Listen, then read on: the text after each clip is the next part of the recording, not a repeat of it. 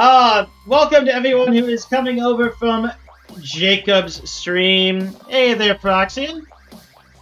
Those of you who watch Jacob regularly probably know who I am. Silent Protagonist. I co-host a lot of Jacob streams with him. I stream every Monday, Wednesday, Friday, Saturday, and sometimes Sunday as well here on Twitch, as well as doing stuff over on YouTube at Shock and Awe Gaming, both on my own, with friends from the community, as well as with Jacob.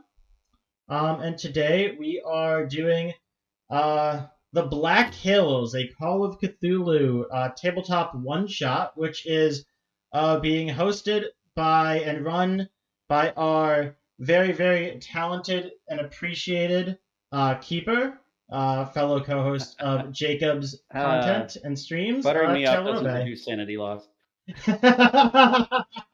I can hope. Right. So, Taylor, if as you want to take it away. as we sort of went over previously, you have all, through various means and times, arrived in town. The town of Deadwood.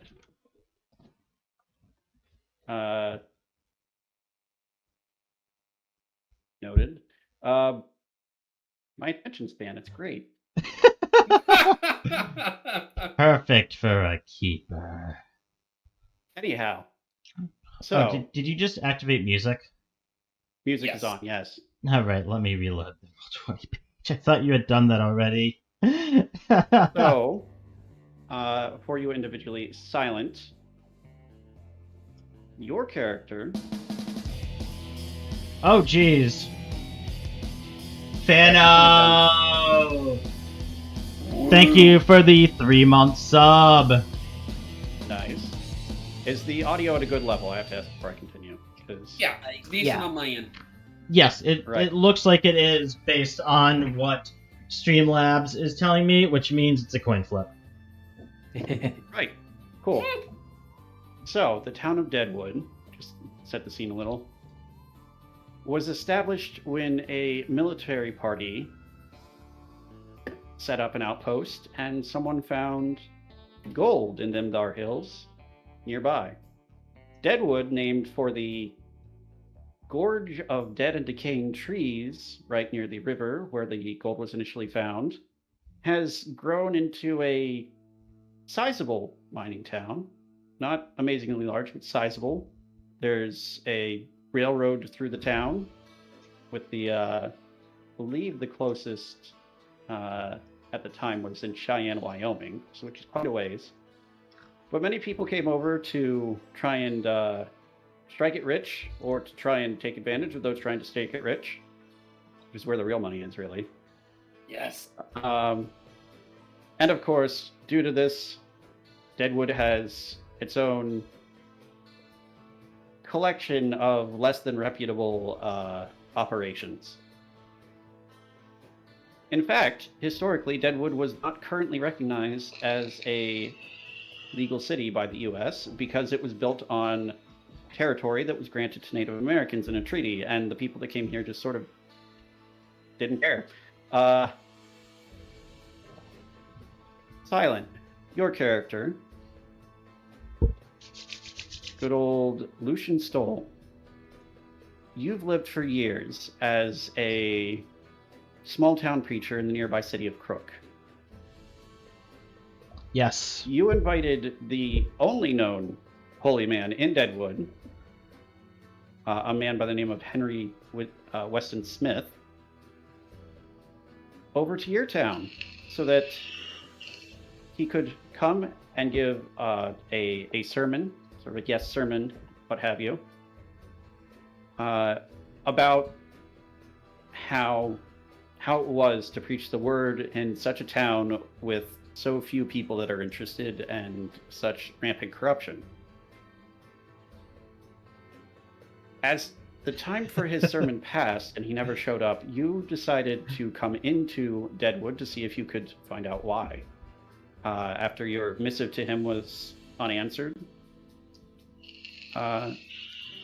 Jacob, you've, or should I say, Basil, you recently arrived here, one of many, on the Iron Dragon Railroad within the last few days, trying to strike it rich. Or, to be more accurate, trying to figure out whether there's anything worth digging. Yeah, gotta make something somewhere, right? And last but not least, Liam Walsh. You and your horse, name is Carney, have been going around various parts of the West looking for places where you can do some justice and make a little coin at the same time. Deadwood is the latest in that string of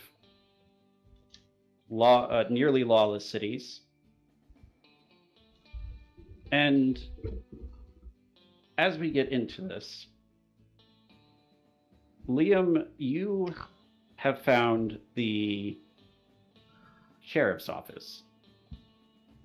So, the sheriff in this town is named Seth Bullock. And it's a heck of a job between him and his deputy, Solomon Starr. And so, of course, there's plenty of bounties to be had. You said the sheriff was the light brown tan building just north of the Gold Street label? Yes. Okay.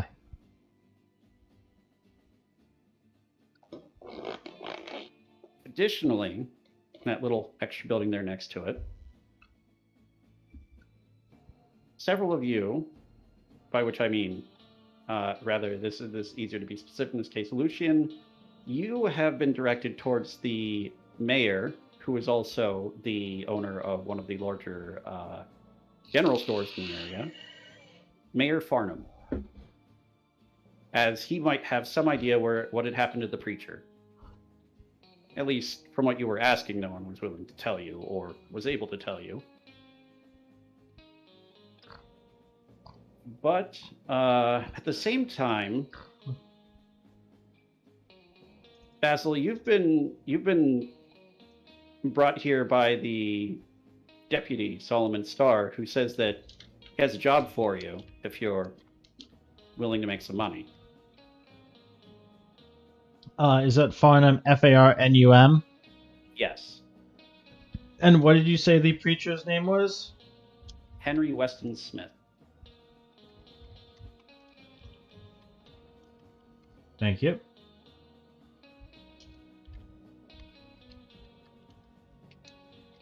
And around the time these two are coincidentally being brought to the building around the same time, Liam comes up and you catch Sheriff Bullock coming out of the building while you're looking at the bounty board. He looks you over, looks at your horse. No, I reckon I got something that's got a bit more money than those if you're interested. You don't say. I might be interested in that, Sheriff. Well, if that's the case, go ahead and hitch up your horse here. We'll head over to Farnham's General Store and see who else he managed to get in on this. I have my Henry actually slung over my shoulder at the time, so as he says that, I put it into the rifle scabbard on the side of Carney and hitch him up right outside.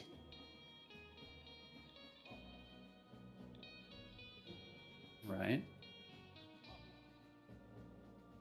Now, I think this is a very inopportune time. Jacob just said he'll be right back, and this is like right as everyone needs to be here. So let's wait for that for a few minutes. I'll eat something in the meantime. Hey, Silent. While we're waiting for Jacob, really quickly, Dan, I want to give a big shout out to Taylor for coming up with this game, especially based on the fact that a lot of the kind of background, like the preacher going missing, a lot of the other background that's happening right now in the town, the mayor, etc., is all based on the actual historical town of Deadwood.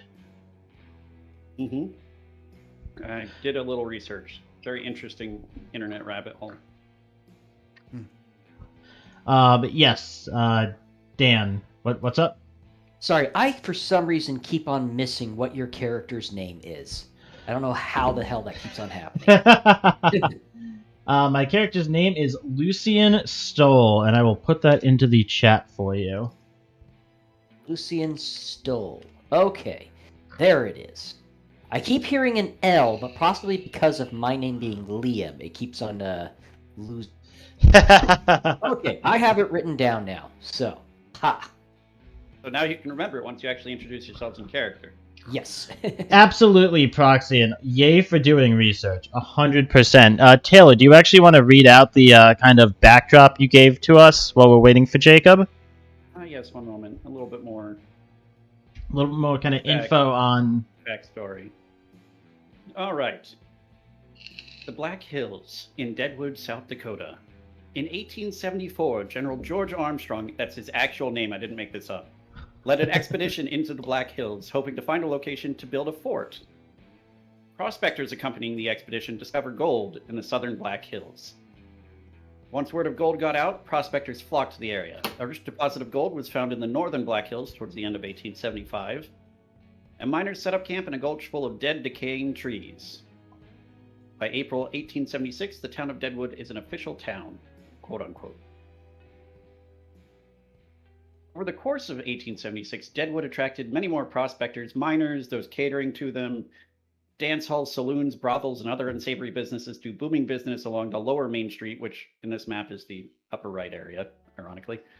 And by May, that area is known as the Badlands of Deadwood.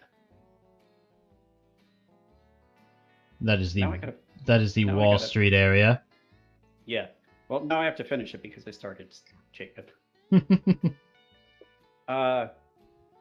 Colorado Charlie Utter organizes a wagon train to Deadwood and the Black Hills, passing through Cheyenne, Wyoming. Wagon train arrives on July 12, 1876, carrying over 100 passengers, including Wild Bill Hickok, Calamity Jane, Madam Mustache, and Dirty M. On August 2nd, Wild Bill Hickok is shot while playing poker, forever cementing the dead man's hand as a pair of aces and a pair of eights. Charlie Utter buries him the next day. Sometime later, Deadwood elects their first mayor, a local businessman named E.B. Farnham, and the city charter is drawn up. Over the course of the summer months, more murders and disappearances occur. The townsfolk are on edge, bar fights are even more common than usual, and local authorities are puzzled and frustrated by the lack of leads they have into the disappearances. The murders, fairly standard for the area, but the disappearances are strange. This is not helped by the fact that there is little centralized power. The actual organization of Lawrence County and the appointing of the first county sheriff will not happen until 1877. On August 20th, Deadwood's first preacher, Henry Weston Smith, is found dead outside the city. A note left behind shows that he was on his way to deliver a sermon in Crook City. Local gossip variously points the finger for the death of the beloved preacher at locals of either city, natives in the area, or perhaps more sinister organizations thought to be operating here. Each of you arrives sometime in late August or early September. The town is on edge and slower to trust new faces. This comes as a surprise, however, when you are brought to the mayor's office to see a colorful group of individuals. And that meeting is where we swapped off while we were waiting for Jacob. I just got back. What denomination? The denomination of God is good, everybody here is sitting. Yeah, sorry about that. I had to kind of... Yeah, I have been kind of streaming for 5 hours without kind of... Yeah, no, that's fine. Oh, yeah. Seriously, I am not aware what denomination the church was. A lot of frontier towns in this time period sort of had preachers that just sort of told people the word as they interpreted it. We're the right denomination. Yeah, that was the idea, yes. But, Can't help but be a little curious. yes, and trust me, if that had been easily accessible, I'd probably know.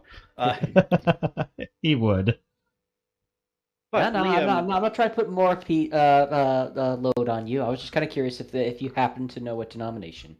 No, he was trying to put more load on me, so if I said anything wrong, you could call me out on it. Yeah, actually, really, yes. This is more on silent.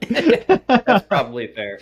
All right, well, Liam, as you're walking into the store with with Sheriff Bullock. And Basil, you're being brought in by Deputy Starr. And Lucian, you're just seeking out the mayor and his store because everybody sort of pointed you there and didn't seem to be too friendly. I take my hat off once we get into the store and I see the preacher there. Father? Well, welcome. That would be a good time to describe your characters. Have any of you happened to see Mayor Farnham anywhere? And yes, describing my character. Walking into the store, you see an elderly-looking man. Looks very worn and weathered. Standing about 5'8", dressed in worn suit, pair of boots. No hat, but he has short brown hair, a fairly close-cropped beard. A light jacket on. And he is walking with the aid of what seems to be a fairly intricately carved cane that has a nicely done handle, and the upper top side is engraved with what looks like the crucifixion on it.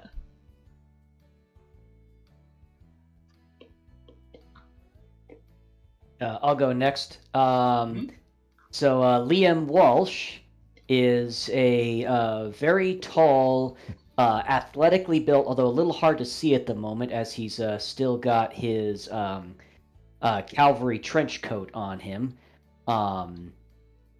But he is a black man, roughly 6'7", 6'6", somewhere around there.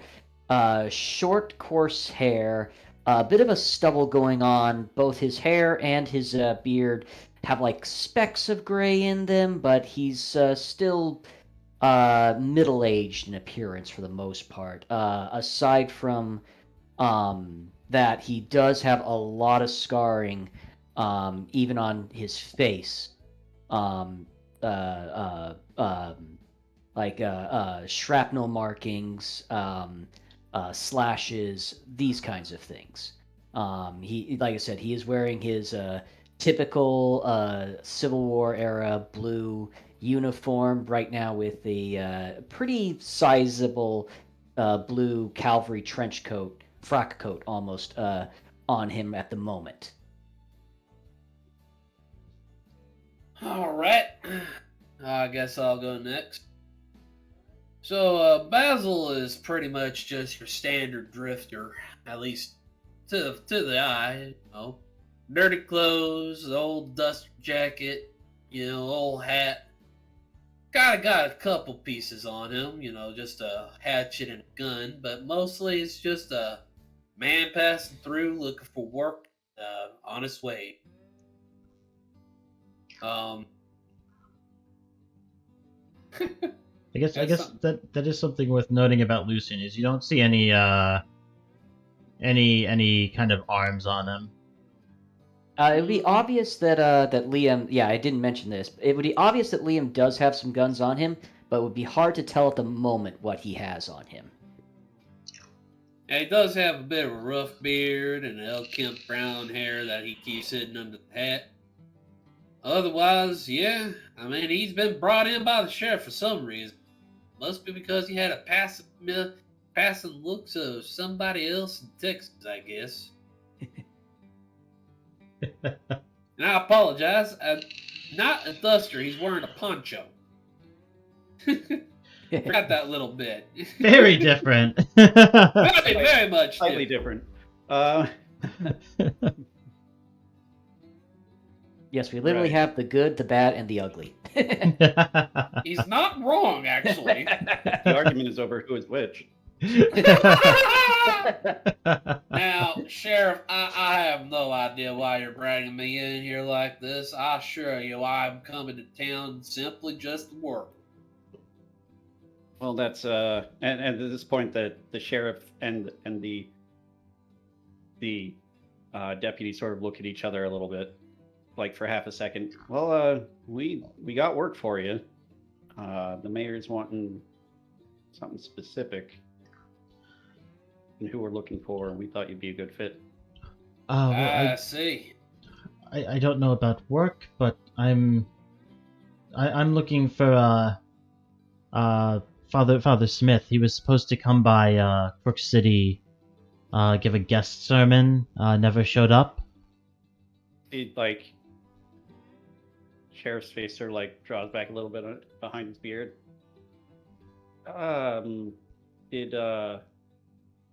yeah, no one told you anything, did they? That's why they'd send you here.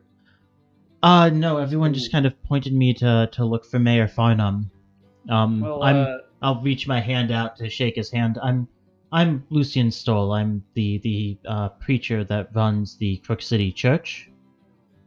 well, Father, I'm Sheriff Bullock. This here's my deputy, Deputy Solomon, and I hate to be the bearer of bad news, but I don't think Preacher Smith's going to be giving any more sermons anywhere around here anymore. Did something happen? Yeah, that's honestly part of why these folk are here too. If it honestly might be easier to see if you could just listen in on this, see if you can offer any insight. Certainly. Does he shake Make my sure- hand? Yes. Okay. Just leaves you hanging there for a minute Well, while he's saying all of this. I forgot to say it. It was sort of implied. I was judging him. Right. Anyhow, sheriff's office is back here over by some storage areas, and he sort of navigates around one of the this standing displays of one of the aisles and guides everyone over to the office. And inside, you see E.B. Farnham. He's sort of a rough-looking, middle-aged man, but wearing a nice vest and button shirt, bowler hat on. He's behind a rather expensive-looking desk. Seated in his chair. Sheriff, you brought these people in? This is who you think is the best for the job? Sheriff nods. Well, except in our the good father here might be able to help, but I'm not sure he has any reason to before we tell him what's going on. Yes, Okay. it's pleasure to see you again, Mayor Farnham. It's been Been a a while now. Yeah. couple years at this point since I last saw you around Crook City. Yeah, no, you've aged well. Things here are getting well. Maybe if I start from the beginning. You see, recently we've been getting a spate more violence in the city than normal, and there's a certain amount. What with the bad side of town, Chinatown outside of town, Indians around, gold in the hills, but over the last month or so, we've been getting some weird disappearances, which is not normal on account of most of the time people just kill who they don't like. Or get in fistfights with them. Would they normally leave the bodies out in the road or something? There's not too many places to hide them around here, to be honest. I see. And we've searched around the local area. We haven't found any sign of any fresh graves or anything that we might be able to figure out what happened. The latest in these is Father Smith. He went out of town to go to Crook City and never came back. We sent some people out looking for him, but we haven't found hide nor hair, no body, no indication of where he might have been taken. I had invited him over to Crook City to give a guest sermon. He never showed up. I tried reaching out to him via communications. Never heard anything back. I was a little bit concerned. That's why I came down to Deadwood. Yeah, no. We're wondering if these disappearances don't all come from the same place, and we're not exactly sure where. Sheriff over here hasn't really had any luck figuring out leads. Most of the bad side of town, they'll just shut themselves up before telling them anything anyhow, so we thought if we could bring in some new people, maybe we make a little more progress that way. But that's not the part that worries me the most. Sorry, distracted by the music.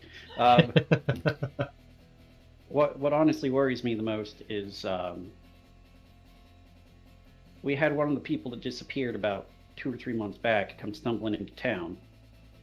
And maybe, honestly, I don't think I can tell it rightly. Let me show you. He pulls out a brass key, goes to a door near the back of the office and unlocks it. I'll warn you, this is it ain't pretty. Trust me. Alright. Liam would kind of start rubbing just underneath on the inside of his coat, right on his left hip, just about, it would seem.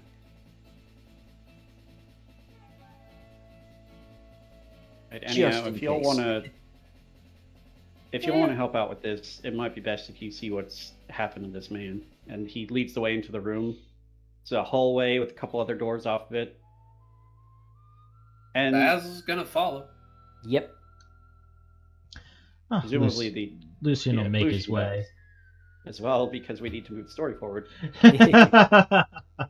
Right. So the last door on the right, you approach it, and you start to smell something that smells almost rotten. Oh, damn, that is right. He Ugh. looks at you sort of apologetically, and he opens the door, and you just feel this like wave of nausea as the smell worsens. Is it anything like the dead I've smelled during the Civil War? Similar to some of the medical tents, but worse. Would Basil by chance have like a dirty old handkerchief that he? Yeah, he's gonna pull that out from behind his poncho, kind of put it up to his face to just kind of, breathe a bit, because man. And he sort of Damn. motions towards the inside of the room. Well, again, perhaps you should see. What worries me is this man's only been dead for about a day. He sort of motions towards the door for you guys to look in.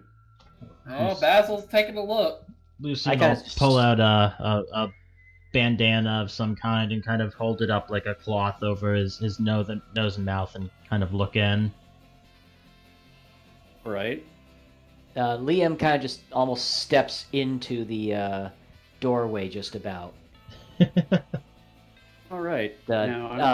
Tries to tough guy it a little bit, and eventually even he kind of pulls his sleeve up to his face to cover his mouth and nose. All right. Well, one sec.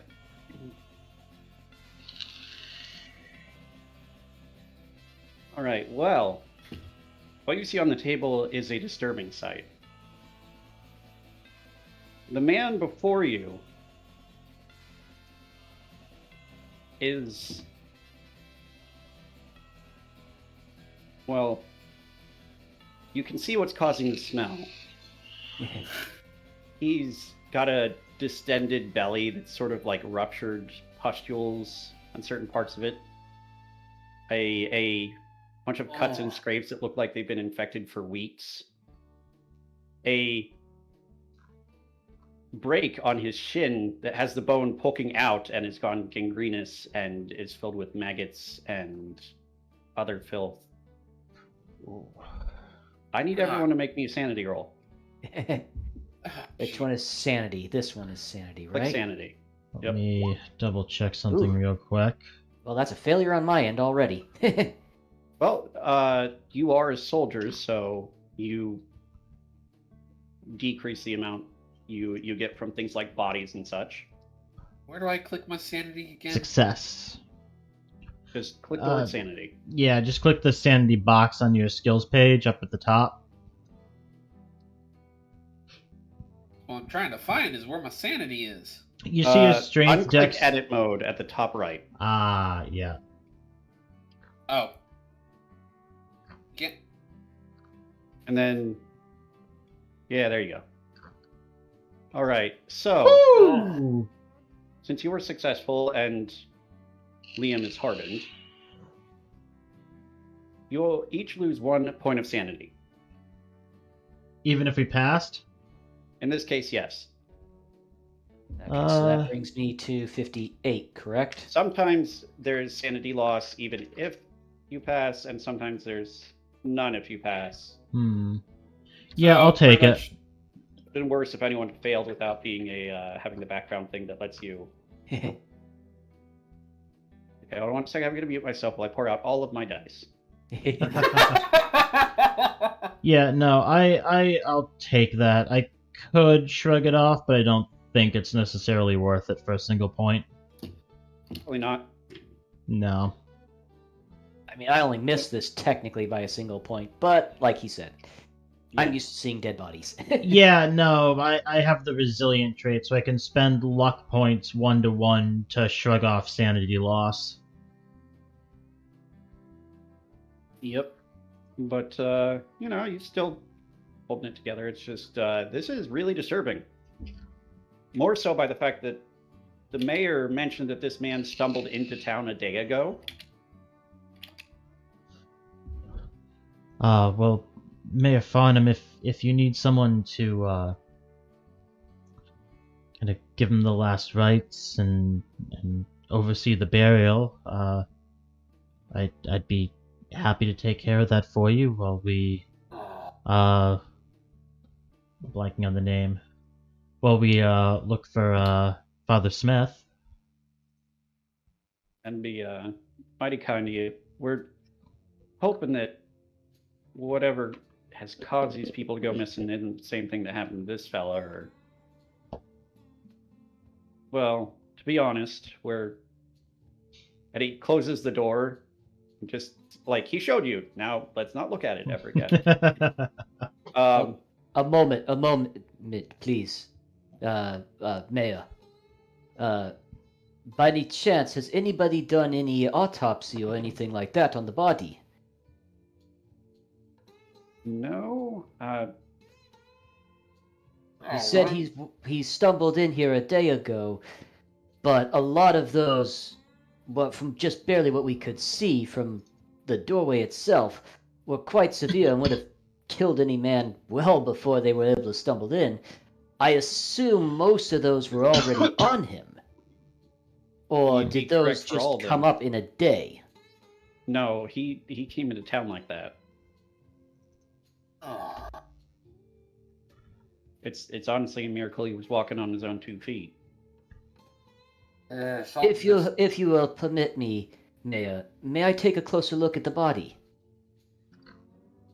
Sure, just don't do anything untoward. We still gotta bury him. And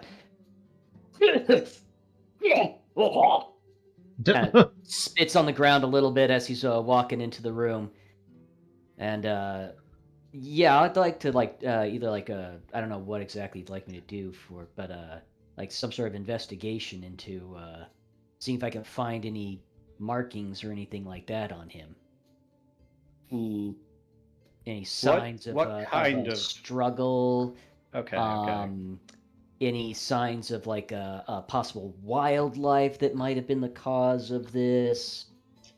Things of that nature. I would be somewhat familiar with animals picking at carcasses, diseases that can be spread from rats and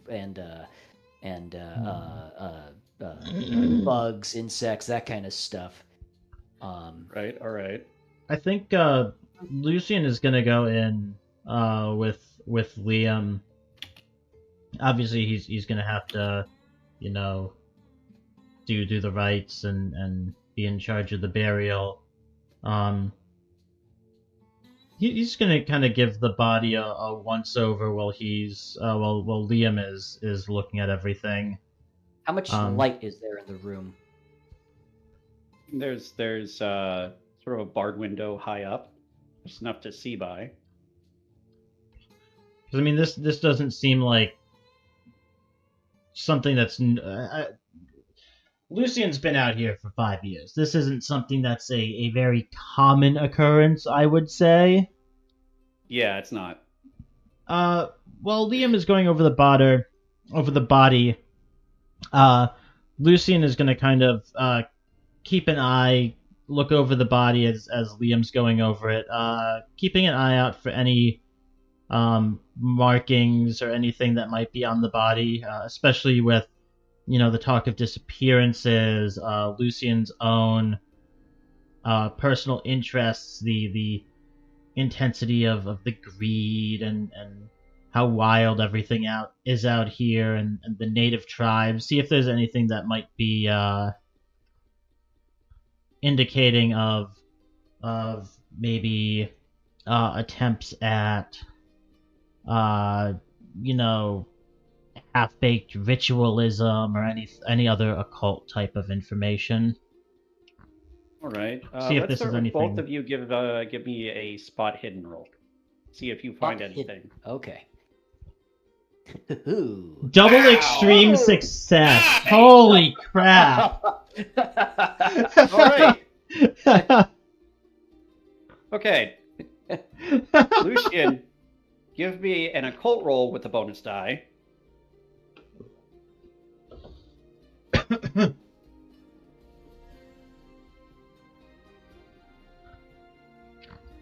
How do I add the bonus die? You can, like I just did, you can roll it and then click bonus/penalty. Uh, Right there at the bottom? Yep, there you go. Okay, nothing changes. So the way that a bonus or penalty die works, and I got this wrong when I was introducing it to you guys, so I misremembered it. Bonus cancels out penalty. However many you have left, you roll that many dice. And between that and the original tens digit of your roll, if it's a bonus, you take the highest, or you take the lowest rather, the best. And if it's a penalty, you take the highest or the worst. okay, so this would still be a 49 with that bonus penalty? Correct. Okay. And Liam, go ahead and give me either a nature or a survival check. Ooh, two that I did not do a lot in. Oh no. Alternatively, you could also do medicine. Let's see. Which here. one you choose will determine what kind of things you notice. Where the heck is Hang on a second here. Where the heck is nature?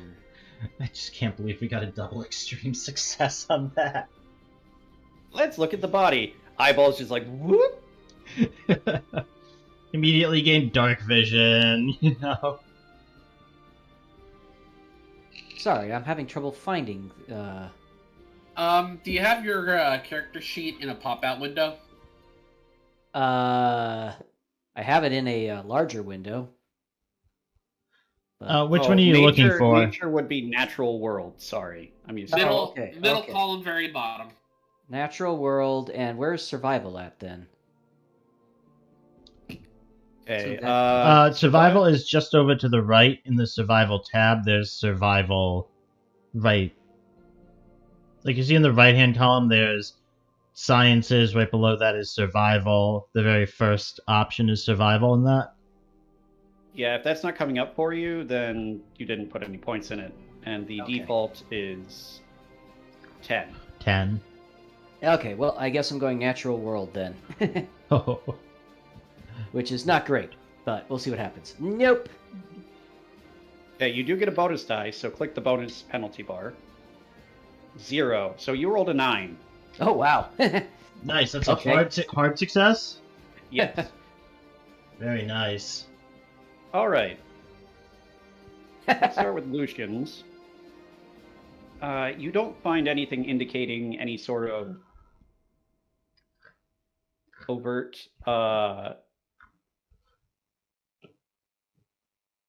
No, like pseudo witchcraft or like tribal paganism or anything.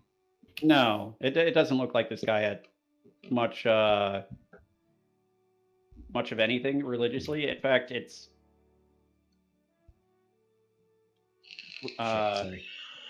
additional skill 1, failure versus 0. No, sorry.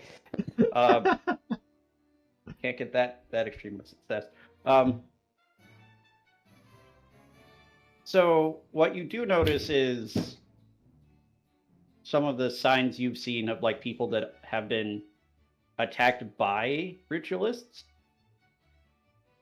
Oddly enough, no markings of a knife or anything like that. More like scratches and spots where people were bound or struggled.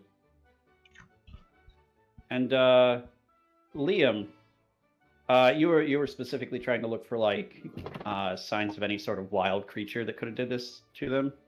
Signs of struggle, signs of wild creatures, signs of even possible man-made struggle also.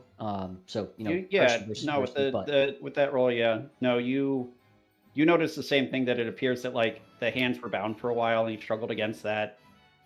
But you also, from your experience, like this body has parts of it that look like they've been decomposing for weeks. And particularly like the bloated stomach is very much something that you would see on a corpse that's been out in the field for a while. It doesn't really track with the idea that this person walked into town. He 100% should not have been alive anytime in the recent past. Well, Mayor Farnham, it looks like this individual was bound, probably held captive at some point. It doesn't track with anything I know about the local native pagan practices at all. I would say it's a bit stranger than that. This man's been dead for weeks. He shouldn't have been able to walk at all. And Liam kind of will start gesturing to Lucian towards the door. Make my way out. That smell alone is definitely dead for weeks. I was strolling in just yesterday, like that. That ain't right. Well, I'm sorry. I didn't catch your name. Looking at Liam. Just call me Basil, Father. Looking at Liam. Yeah. Oh, sorry. Sorry. Sorry, I missed that part. Liam looks between Basil and Lucian. Oh, I'm sorry, Basil and Father. My name is Liam Walsh, and well, as you can tell, I used to be a soldier, but that's the thing that's got me most nervous about this particular man here, or body, if you will. Well, what exactly did you mean by he shouldn't have been alive? Isn't it possible that he might have been being held captive somewhere and simply managed to escape? That man is, like I said, that man's been dead for weeks. His body's been decomposing for at least, I would say, based on my experience around plenty of dead bodies, 2, maybe 3 weeks? Somewhere right around there. There's no way a man who's been decomposing that long can possibly walk around as far as I'm aware. Unless it's some sort of God-given miracle, Father. Well, he does work in mysterious ways, but I don't think I've heard of corpses walking around before. Oh, aside from Lazarus, but we don't count that one. Ezekiel.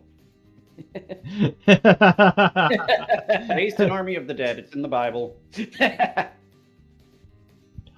At least not in recent history. I seem to hear this weird voice in the back of my head pointing out a correction. Sorry, I'm a bit of a Bible history scholar myself, so yes, there's a point in the Bible when and again, if I recall correctly, it's Ezekiel raises the dead, like an entire valley of dead people. Oh, that's a vision given to him. I know the one you're talking about. I'm the one playing the preacher, and I have no idea. Read your Bible once in a while. But I mean, between the fact that he's been decomposing, should probably be dead, being held captive, Mayor Farnham, is there anything that it comes to mind on your end as to Closes the door behind him once they're both out. who might be behind this? Where these people might be being held? Is there any place around here where people could be held that's wouldn't necessarily get noticed? Father, this is mining town. There's a lot of mines around here. All we know for sure is this man strolled out of somewhere to the north of us, and I can tell you if you wanted to look into this, Father, it's where some of the other missing people frequented, but I wouldn't know any groups around here that go around kidnapping people and rotting them to death or something. How long was this man missing for, Mayor? I think he said a couple of months. No, just under a month. Just under a month. Okay. Well, I mean, I'm sure most of the mines in the area must have regular foot traffic, people looking for their gold and riches here. Are there any... if something like this has happened to... And I have to look up his name again because I can't remember. Henry Weston Smith. If any of this is... If something similar has happened to Father Smith, I would certainly be interested in lending any aid I can. Do you think is there any place you can think of that might be less trafficked that we might be able to at least start a search? Bano, no. I know that one of the people that went missing, they did have a claim somewhere in the north, so that might be worth looking into. A couple of the other ones, I'm not entirely certain about. A couple of prospectors. A working girl went missing. I'm not entirely sure what her story is and how that relates, but it might be worth looking that direction. Which direction is Crook City from Deadwood? North? Northeast. Okay. Quite a ways. Mayor, what was this man to this town, I mean? Well, that I can tell you. He's a prospector. He came out here looking for gold, and to be honest, a lot of these prospectors will load up on supplies and disappear for a week or two at a time. Didn't think too much of it till he never came back. Didn't think much more of it with the dangers of mining until he really came back.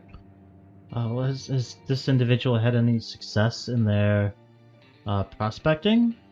Could someone possibly be... Cause I know you said he went north from the city. That's vaguely the same direction as Father Smith would have gone. Has anyone up that direction had a lot of success? Potentially, if this person had success, maybe it's someone trying to take over someone else's claim. Anyone who might get too close, they're trying to get out of the way. Well, if there was some sort of undiscovered vein of gold in there, maybe, but anyone that's had any decent amount of success is pretty well known around town for spending all their gold. And never had anything happen where anyone successfully, at least, tried to take over someone else's claim. We're pretty strict about bringing justice to anyone that does that. You have the names of these. Oops, sorry. Well, the man back there, as far as we knew, was named Hugo. Didn't have much success, but had some. You have the names of the other prospectors and the, you said a working girl as well? Keep on meaning to try to do it. Yeah, there's voice. the one who has the claim up in the north that I was just talking about. It's on record. I only remember this because it's a heck of a name. It's a man named James Strozikowski.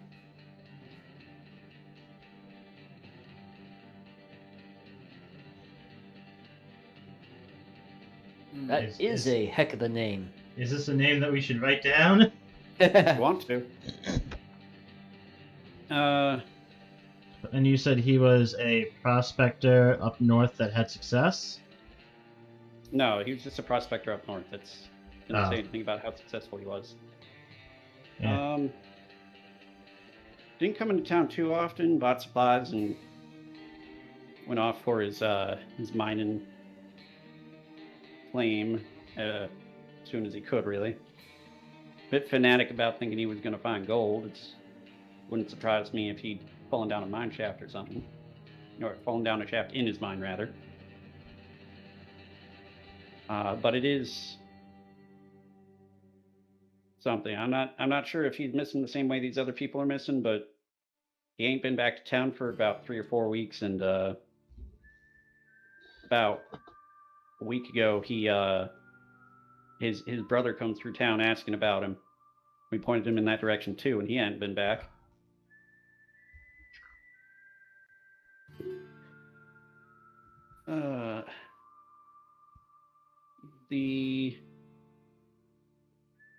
The other prospectors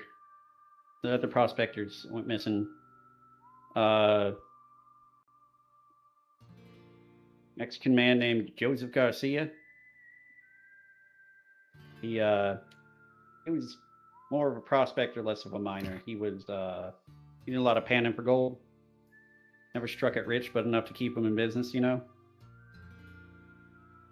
And there was this kid, Stephen Smithson. He teenage boy who was out here looking for riches himself. He asked a lot of questions about a lot of people that a lot of people didn't like, so I don't know if there's something going on there that might be involved. And there was one person that was friends with James as well. Met each other up near Chinatown. A man named Zheng Wu.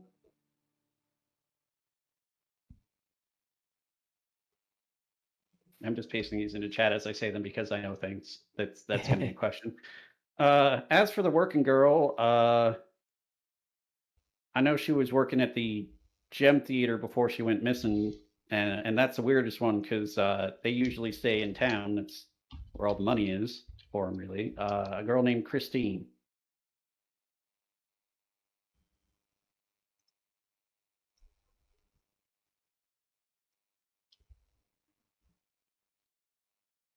Now I start the second music because that one stopped. Maybe different volumes, so let me know if it's too loud or quiet or whatnot.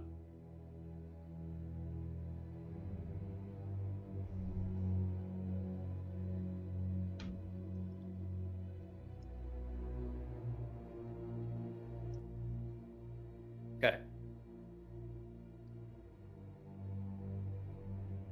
Well, mean, that's the most we know about most of them. I know,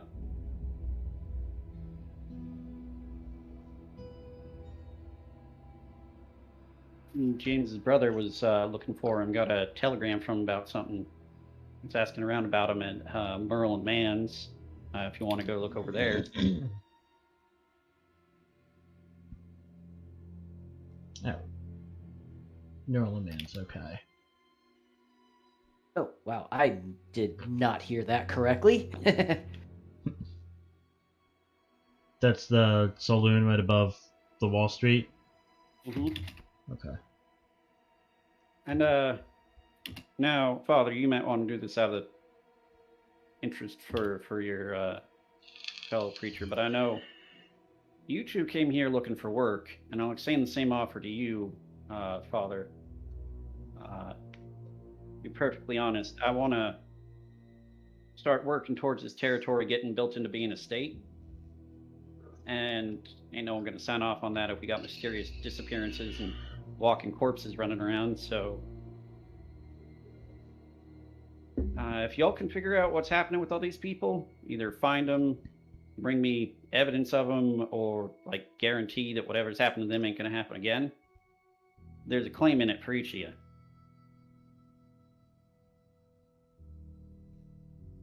I hope just not this James Strokowski's claim. Might No, seem it's- like that's where everybody's going missing at, if you ask me.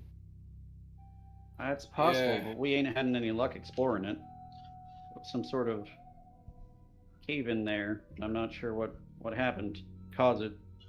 It might be the reason that James is missing, but I don't know where everyone else is. Do you... I don't know if this would be possible, if you might be able to work with the administration up in Crook City. I'd certainly like to get a claim to the land my church is on, that's still currently owned by the city there. No, Father, you figure this out. I'll help you negotiate anything you need. Otherwise, whatever you do with the claim, it's your decision. Trade it for the church land, set someone up mine there and sell the gold. I don't really care. Well, I appreciate that. Thank you. I'd be more than happy to lend my aid to this, especially if there's a chance that we might be able to find Father Smith. How long has Father Smith been missing for again? About 3 or 4 days. Closer to a week now, actually. Ugh. Father, what was your name again? I'm sorry, Father? Stoll, Lucian Stoll. Ah, we might want to get on to finding him quickly. Based on what we've been hearing so far, this man was gone for nearly 4 weeks or so before turning up.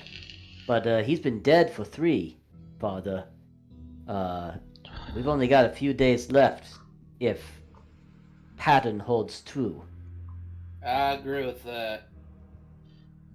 I would think, agree that the faster we can find any information, the better. I think All I right. might take a wander up north to where some of these people have gone. See if I can't find any tracks or something. All I can say is don't go up there alone if that's what you're looking for. If anything is happening, then ain't exactly going to be a safe prospect. No pun intended. But splitting the party is always the best idea. I can give y'all directions up to that claim, and I will say if you go over to the saloon or theater looking for answers, just don't bring up that you're under orders from the sheriff or the mayor, because they've been right tight-lipped about it. People up in Chinatown been a bit better, but ain't had too much information from them anyhow. I'd be sure to not mention that, of course. Anything that'll give us a bit of a better chance at finding out any information. I kind of walk over to Basil, speaking softly, quietly, but not necessarily whispering. You prefer to head up to this claim first, or ask around town before heading out? Yeah, most people won't give me much time of day, I'll be honest. Kind of what happens. Drift about. You'd probably get more information from me than I would if we were in South Carolina or somewhere like that. I mean, if we need someone to go talk to everyone, I'd be more than happy to take on that role. You might actually have a much better chance of prying information from anybody, Father. That being said, although I'm not much for words, I can definitely help with protecting people when they need it most. Well, You stick as- on with the Father. as you guys are talking, Mayor speaks up. However y'all want to do this, if you're looking for information from those people, you ain't gonna want to be in here too long. Nah, let's I'll, go ahead head on up there. Come back and let me know if you find anything or manage to figure out what's going on. Don't come back in 3 weeks. I'll presume you're dead and send someone else out. Fair enough. Liam, you stick with the Father. I'm gonna go visit the local saloon, see if I can't lose it. Alright, see if you can buy me a shot too while you're there.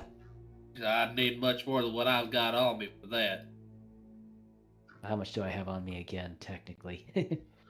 I slide him like oh wait, no, this is how much I got on me. Okay. I slide him like $5 or $5 in singles. That'll certainly help. No, you need the singles for the theater. No. No. We ain't gonna go see the ladies quite yet until we go and check in about the lady. I would agree with that. So let's see. Just James had a letter that came in looking for him to Neural and Mans. Joseph and Stephen were both on their own, or was Stephen the one with Zheng Wu? Stephen was with Zheng Wu. Wait, brief overview, just to make sure everyone's on the same page. James Shrozakowski was the man who owned the mine claim to the north that you guys have been talking about. Philip was his brother who came in because he got a telegram from his brother, asked about it at the saloon, and then left town. Okay, so Philip's no longer in town. Correct. Okay. Stephen is a younger prospector. Christine is one of the showgirls. Joseph is a prospector who just does a lot of gold panning. And Zhen Wu was, as far as the mayor told you, a friend and or coworker of James who was helping him with the mine. Okay. I got that wrong. And Hugo is the dead guy currently on the table. Yes, he probably won't be much help in the investigation, at least any more than you've already gotten out of him. We actually got a little bit out of him, to be fair. So to have some double extreme successes. Just make sure I have this right. James is the prospector who owned the claim up north. Right. Zheng Wu was the one who worked with him at that claim.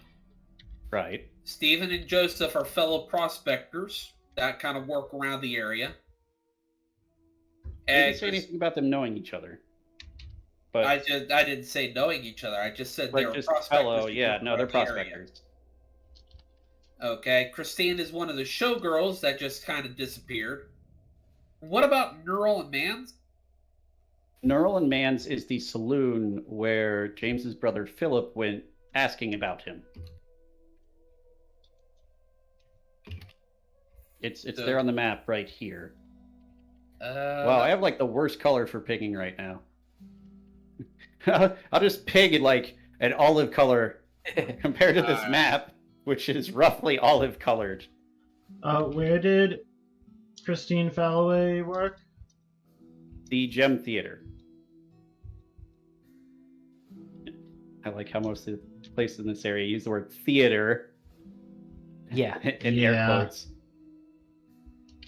I gotta Alright, zoom in on so this map to see. Neural and Man's Saloon.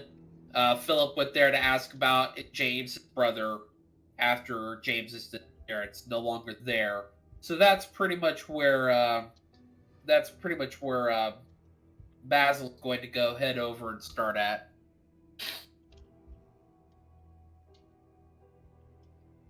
You're starting at Neural and Man's?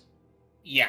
Okay. Right. Now I am asking, do you guys want to go somewhere else simultaneously, or are you just going to wait for him to finish? Because we are going to have to resolve it separately, but the time might make James things is really interesting. stuffed. I kind of turned to the sheriff real quickly.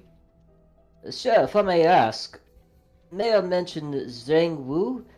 I don't remember him mentioning where Zhang Wu works at, though. I mean, he used to work just as a drifting mine worker, worked with a couple different people that got enough money from their claim that they could hire someone else occasionally. Lived out in Chinatown past the railroad station.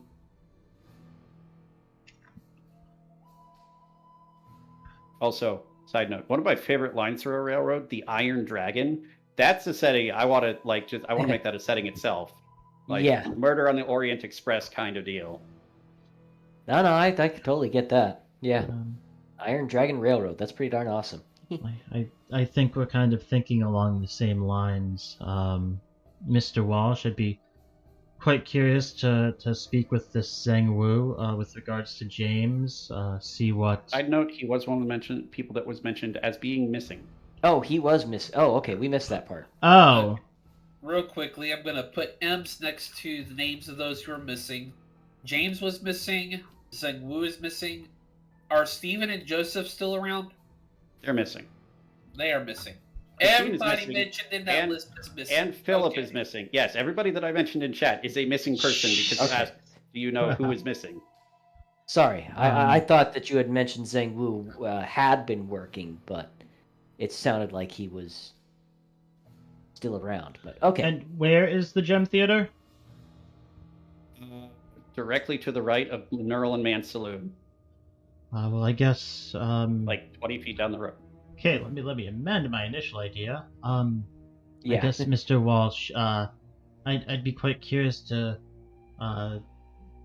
ask about some of these prospectors.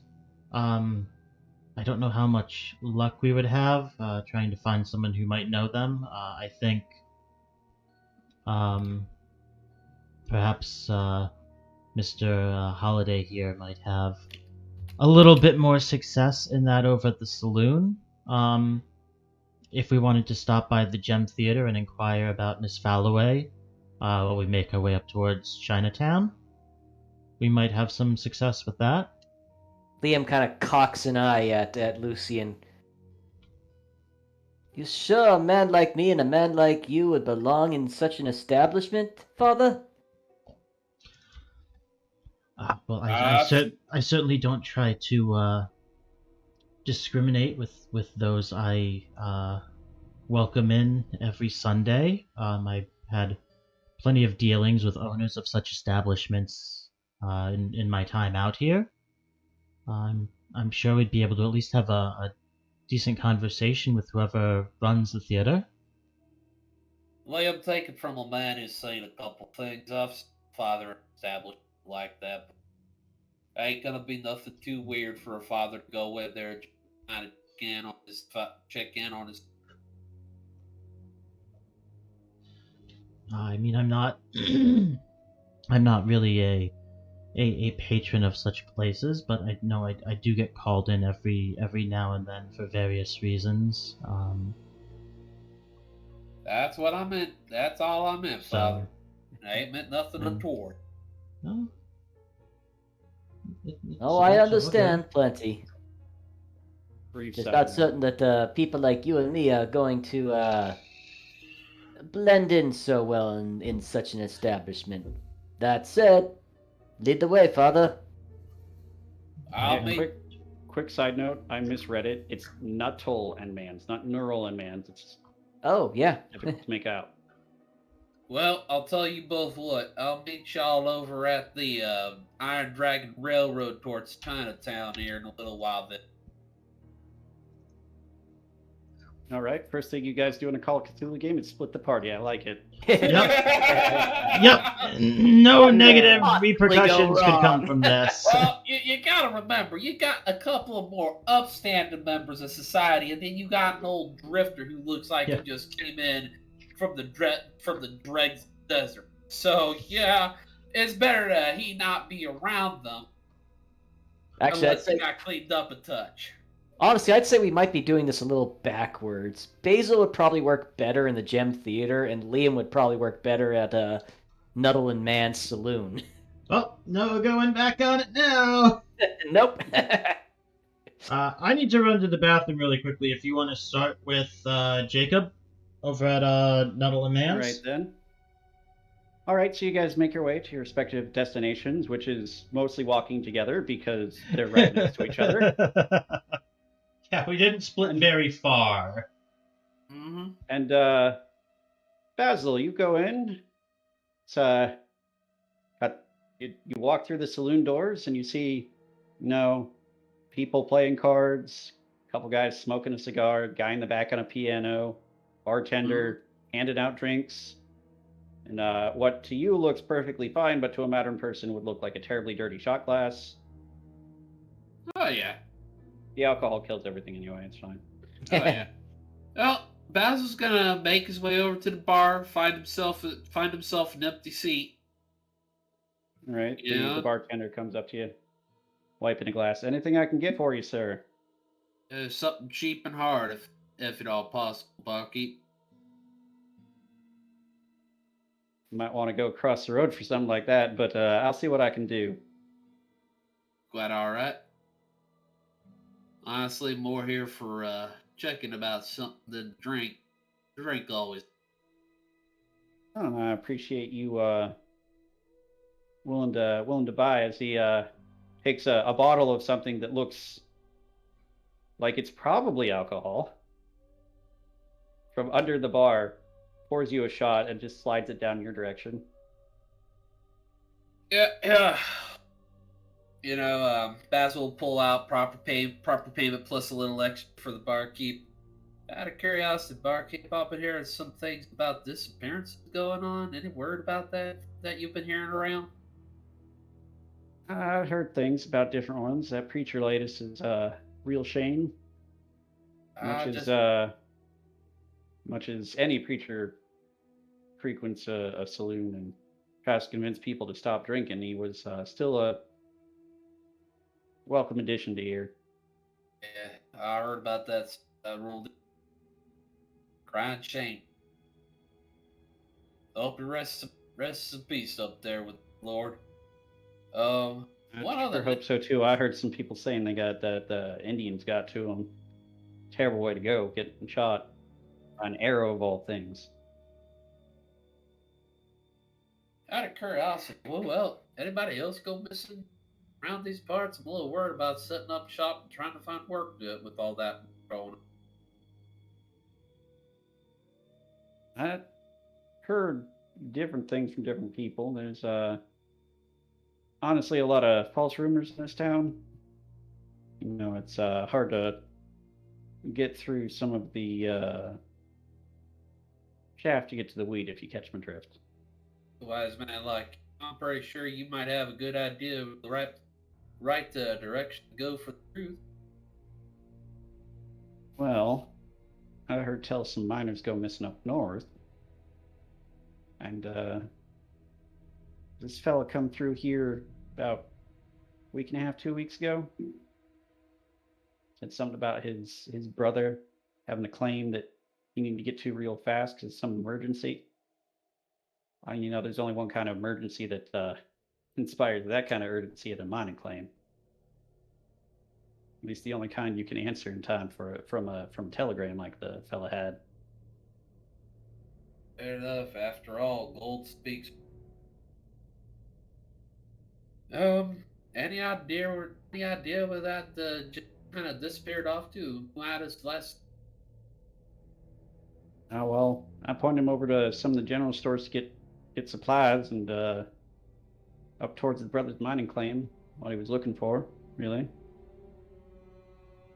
Paid for a Anybody room else? for the night and went out looking for him. Hasn't been back since. You go out by himself, or anybody go with him? Poor fool went out by himself. He's Honest kinda- though, there was this one fella, scrawny little kid, came in buying cheap beer. Not the cheap hard stuff, the cheap beer. Cracked Oh. water for it. But I mean, for a fella his age, that's perfectly fine. The thing is, I noticed him looking real shifty all over at our missing friend. And when he left the next day, so did this kid. I think he might have followed him out. And now he's haven't seen him around since, so Mind giving me a quick little young rascal? sorry, what was that? You might give me a quick description of this rascal? Might have to keep my eyes open. Scrawny kid, about 14 or 15. Didn't look like he ate enough. Brown hair, brown eyes. Keep my eye Or open. a just really dirty white shirt time. That was the only thing I ever saw him in. Probably worse off than me, I'm guessing. It's possible he was nothing more than a urchin trying to get the next one, but trying to offer guide. I'll keep my eye open. You ever catch a name for the young man? A lot of people come through here, and he didn't talk much. Started with an Stewart or something like that. Started with a S and a T, and I can't remember much past that. He didn't talk much. They didn't ask for ID. Time of age, boy, you've been lucky. Boy, they go by bus and side alone. Look, these days you were lucky if the alcohol was just alcohol, okay? Yeah. Well, I appreciate you there. Basil raises the glass, knocks it back, takes out a couple extra dollar bills to hand over to. Hey, And hold over on. to First, I'm Garcia. going to stop you there. Remember the value of money in this world? Yeah. Ah, right. Yes. How much would a proper tip? For that, the rest of the dollar is fine. The good, All right. the good hard cheap stuff that he sold you is like 20 cents. All right. So yeah, he'll. A regular glass of beer is 5 cents. Thank you very much for correcting me on that. So, you'll just hand over the dollar. You'll tell the barkeep, don't worry about the change. Consider it gratuity for the help. Mighty kind of you. Mighty kind of you for the good stuff there. You have a great day. Nods at you. Goes back Knocks to back. polishing glasses. Basil will knock back the glass real quick. All right. Okay. What do I need to roll anything? No. Drunkenness isn't usually tracked and called Cthulhu. There's an option to roll for like excessive, but I don't know that you'll get to that point. But yeah, no, this is moonshine, so it burns. Oof. Oof. I asked for the hard stuff. He surely delivered. That one. It may also be the cleaning solution for the bar. You're not Oh, that- sure. It could be both. It could reasonably be both, yes. I'll be feeling that. I'll be feeling that for the hour. All right. Basil is gonna get up, start, head out the door. Kind of keep a bit of awareness of what might be coming up behind him. Alrighty. on that note, I think we resolve what happened to the other members of the party. Yes.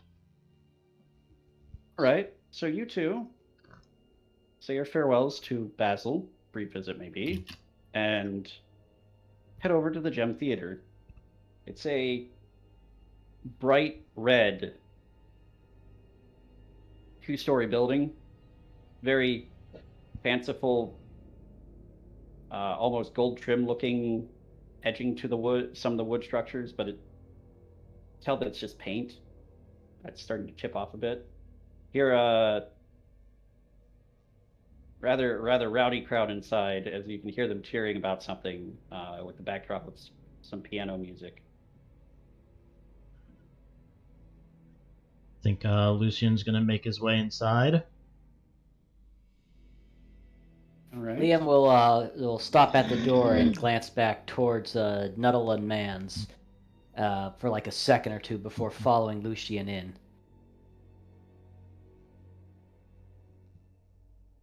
All right. You guys walk in. There's a bunch of people milling about. It looks like curtain call just came down on the most recent performance. And this, much like the saloon, has tables that people are sitting at, smoking cigars. There's a lot of people playing cards, mostly people just having a meal, watching the show, relaxing in their own way. There's some doors to either side of the theater that seem to lead backstage. The stage. Either side of the stage. They're also on either side of the theater, but I feel like that's an inaccurate and inconclusive description. Is there like a desk or anywhere, like front desk, booth, anything? There's a you walk in. There's like a desk off to one side. Person looks up. Like there's a lady sitting there working on something. So, Liam Father, what takes are you up doing that. here? Well, I had come to town to inquire about the whereabouts of Father Smith. He never made it up to Crook City for the guest sermon I had invited him to. I heard speak around the town that people were going missing, and I was heard that there was a girl who worked here who similarly happened to disappear. I was hoping I might be able to speak with the proprietor here. Maybe glean any information I could about what might have happened to Father Smith. I don't rightly know if it's involved at all. I thought Christine had just run off. Happens every now and again. I can get out for you if you want. Yes, please. I thought that would be appreciated. Thank you. And she sort of like puts everything that she was doing away, locks the drawers, and goes backstage briefly, comes back out to the desk. He's dealing with something at the end of the show just now. He'll be out shortly, he said. Of course. Thank you very much for your assistance. I'll kind of look around. Is there like an open table anywhere that I can sit down at? There's a spot, not an open table, but there's two open chairs next to each other at one table that's relatively close to the front desk. Okay. I'll kind of make my way over there as quickly as a dude who's walking with a cane can and sit down. Just keeping And my... Liam, of course, follows, but tries to take up a chair that's got his back as much to a wall or a post as possible. That's less ironic because you're not in the saloon.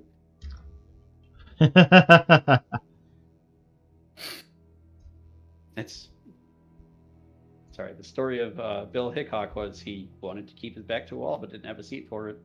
Yeah. Yeah. No, you got one that's like pointed towards the corner of the room a little bit. Yeah, it doesn't have to be Yeah. perfect, but he tries to find, the best seat he can with the Yeah. Lucian.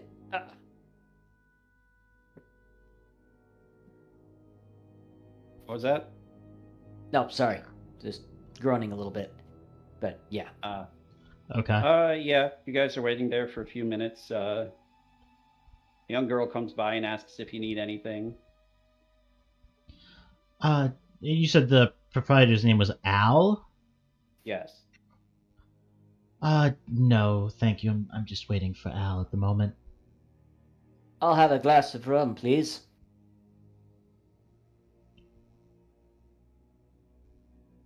He sort of looks at you. Any particular kind? You got any spiced rum? Bermuda spiced rum? I don't know if we got Bermuda, but we got some spiced rum in the back I could get you. We run about $2 a bottle if you want the whole thing. Maybe 20 cents a shot. Hey, give me a shot.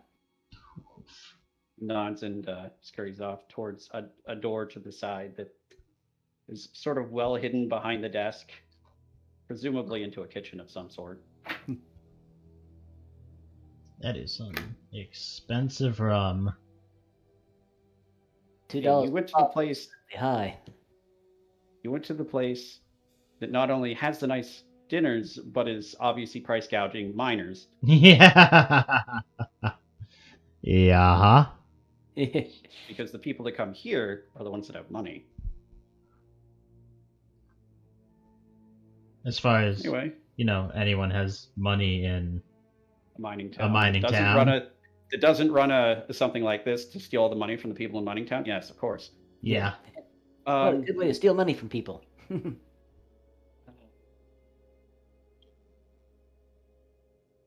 So as you guys are waiting, some bustling, like you see an occasional like something brushes against the curtain from the back, and this man in a 3-piece charcoal suit, slick hair, bushy mustache, slight goatee, comes up to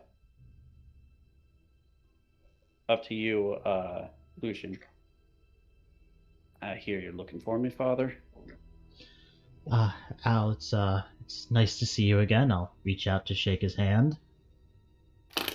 Takes your hand. I don't recall last time I saw you. I went up to Crook City and wow, to be honest, been too busy here.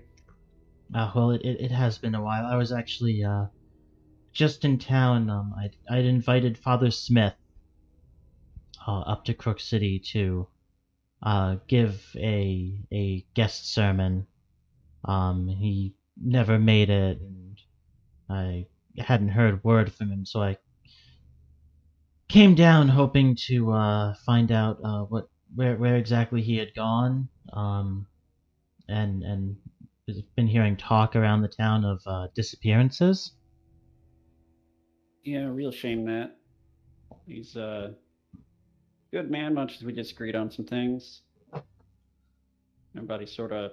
I can't right imagine who would have anything out for him in town. Well, I happened to hear that a Miss Falloway, who was working here, was also one of the people who's recently gone missing. Whether it she ran away or it's somehow related to these other disappearances. I was just hoping for any information you might be able to have for me. Hey, you know what? Give me either a charm or a persuade roll. Let's see. Where is my charm? I got neither. Can't help you. I'll go with persuade. Hard success. Nice. I'm very persuasive. I talk to people. Well, normally I don't talk too much about this sort of things, but I'll make an exception for you, seeing as it's for a good cause and all that. I like to make up where I can, anyhow. I appreciate any help you're able to give. As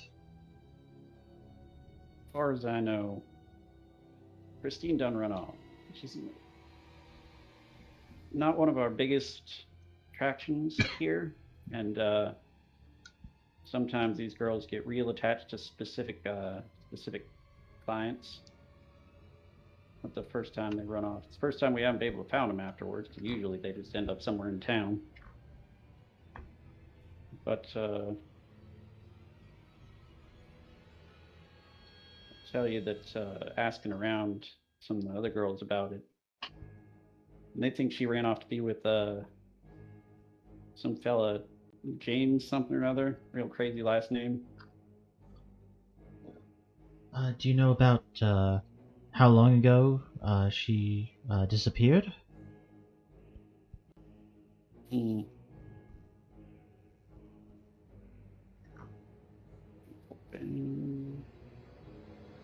Yes, yeah, there we go.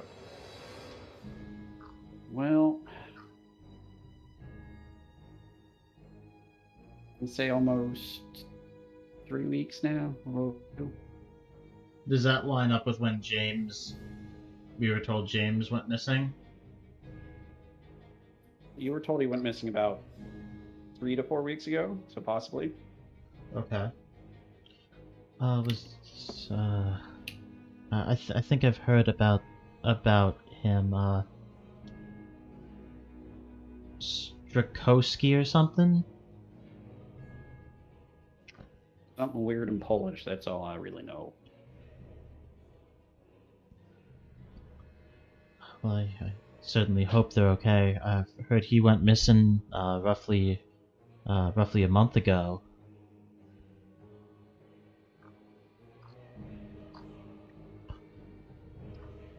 Do you know if Miss Falloway was in any kind of contact with them before she left? It gets a little smirk on his face. Oh, believe you me, he was in all sorts of contact with her. That's a problem sometimes, to get too attached. That's certainly understandable. As for like, do you know if James had a place here in town? I don't think he did. I don't know that most of the people have any sort of place around here. A lot of people camping out in tents and take it with them.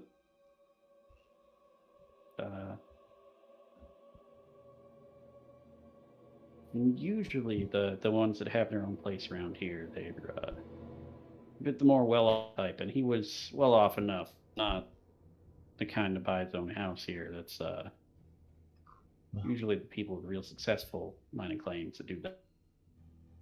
Or businesses. Trying to dig your success out of the ground isn't the most stable of incomes, to be sure. Well, thank you. I do appreciate your assistance in this. If there's anything else you can think of, please let me know. I'm sure I'll be around town for the next couple of days, trying to see if I can figure out what happened before I make my way back up to Crook City. Bad enough. I'm sure you'll stick out enough. I can find you if I need to. I'm sure I will. If you can't see me, I'll kind of tap the cane on the ground a couple of times as I kind of slowly stand up. Just listen for the sound of the cane. It's how everyone else seems to find me. Fair enough. You have a good day now, Father. You as well. Again, thank you for your assistance. I'll stand up and kind of make my way towards the door, slowly kind of giving Liam a chance to kind of finish his drink and follow out a few paces behind. Oh yeah, Leah waits Speaking for his shot, but Yeah, as soon as he downs it and chases after. Yeah, you would have gotten that sometime during this conversation. She would have brought it out, put it down, asked if you needed anything else. Well, Lucian was talking with Al Swearingen.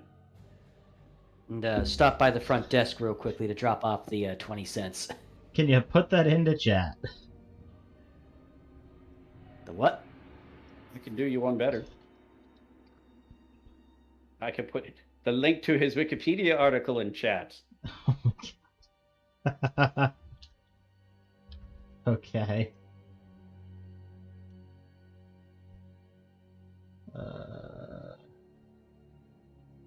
Can't get into it. So.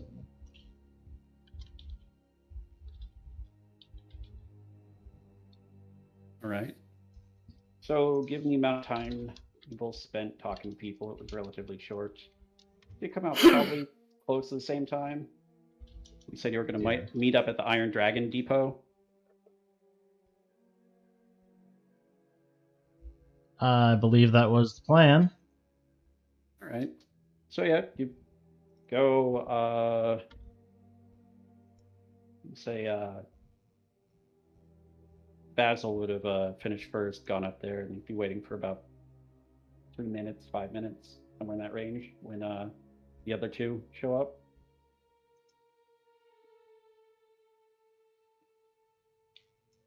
Get my hat back on as I step outside.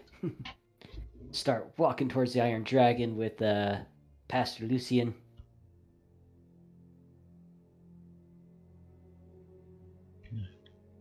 Walk Looking over. to see if Basil's waiting for us or not.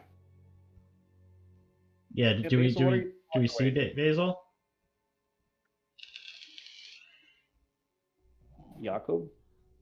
Jacob? Mm-hmm. What is Go Basil ahead. while he's waiting? Basil just kind of makes his way towards the railroad station to wait for the others to arrive. He's just Make waiting sure- outside? Yeah, pretty much just waiting outside the railroad. And yeah, Railroad station. you guys do see Basil just standing outside. Well, any luck over at the saloon? A little bit. That gent Philip. Turns out he had a bit of a follower, chronic kid. Barkeep couldn't quite take out the name. Knew it started with an S. Thought it might be Stewart. Brown hair, brown eyes, kind of a dirty as all street urchin. But the boy came into the saloon the day that Philip came in. Left the same day Philip left the cell. Now- The boy was following him. Did we get any idea of how long after his brother's disappearance Philip showed up? Yes. Like a week They ago. did mention that it was about a week and a half, 2 weeks ago-ish, Okay. which would set it about 2 weeks after his brother's disappearance. We spoke with Mr. Swearingen over at the Gem Theater. It looks like this Miss Falloway was in some kind of relationship with our friend James. They're thinking she ran off following him. So if he's gone missing, she's gone missing. If we find one of them, we'll probably find the other. And then this boy Philip here, along with this Stan or Steve or whoever it was you said, was also heading up to the same area. Everybody seems related to this James character, one way or the other. Wait, you said that Steven went with James or Philip? Well, Philip went with him, but you said somebody named what was the name again? Sorry. The Stewart. one the Bard told. Oh, Stewart. Okay. Wait a minute. Stewart. Did we ever get a description of this Steven gent? Scrawny kid, wore a lot of dirty clothes, brown hair, brown eyes. I don't know. Kind of describes would most white boys, in my opinion. Nah, you just described this Stewart little kid that I was just got information from Loon. That does confirm that Philip and Stephen were together. Philip headed north. Yeah, I don't think we have any information on either Joseph or Stephen. I will say, they told you that he couldn't remember the kid's name, but it might be Stewart or something like that. Yeah. Okay. But it started with an S and a T. Okay. Yeah, we don't have any concrete information on Joseph Garcia or Stephen Smithson. Okay. Not technically, no. Not concrete. Yeah. All right. I want to think it's possibly the Steven character, but then again, some kid that you cross rough. My only question now is, because so far we've tied everybody just about to this James Kowski character. Tied his brother Philip, that's an easy one. We've tied Zheng Wu. We've now tied Christine, or at least according to friend in Gem Theater, Father, that she was in some way related to this James character. Had the fancy for him or something like that, I from what I was gathering at least. Yes, And- no, it from what I was able to gather, they were in a fairly intimate relationship with one another. I'd be willing to bet almost anything we'd be able to match Joseph Garcia and this Stephen Smith guy to James Krowski as well. So everything seems to be pointing at this one man. Though at the same time, I do not. I do believe it would be in our best interest to at least follow up still on this Joseph Garcia and, if possible, the Stephen Smith character. But the way the mayor said it, this Smith's son was not a popular man. I find it hard to believe we'll get any information from these folk around here about him. Yeah, the Smith gent was the one asking all them questions, right? Yes. And I say this. I'm sorry to say this a little quieter, of course. Yes. From what the mayor chef was saying, he was asking a lot of questions about all these people around.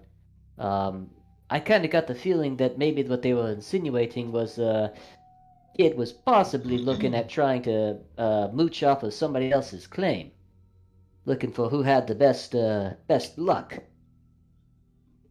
Well, that's certainly a possibility. It wouldn't win you any friends in a town like this. I'd also be quite curious to follow up over in Chinatown, see if we can get any information on this Zheng Wu character who's gone missing. I can agree with that.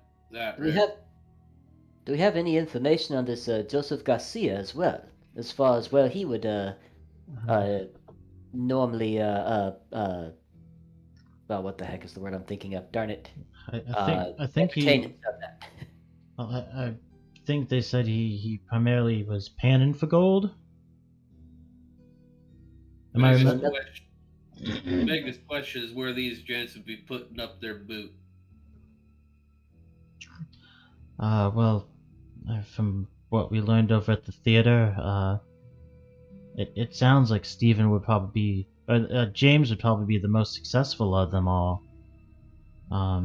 He didn't have any place here in town, so my guess would probably either be over in the tent city or over in the shanty town.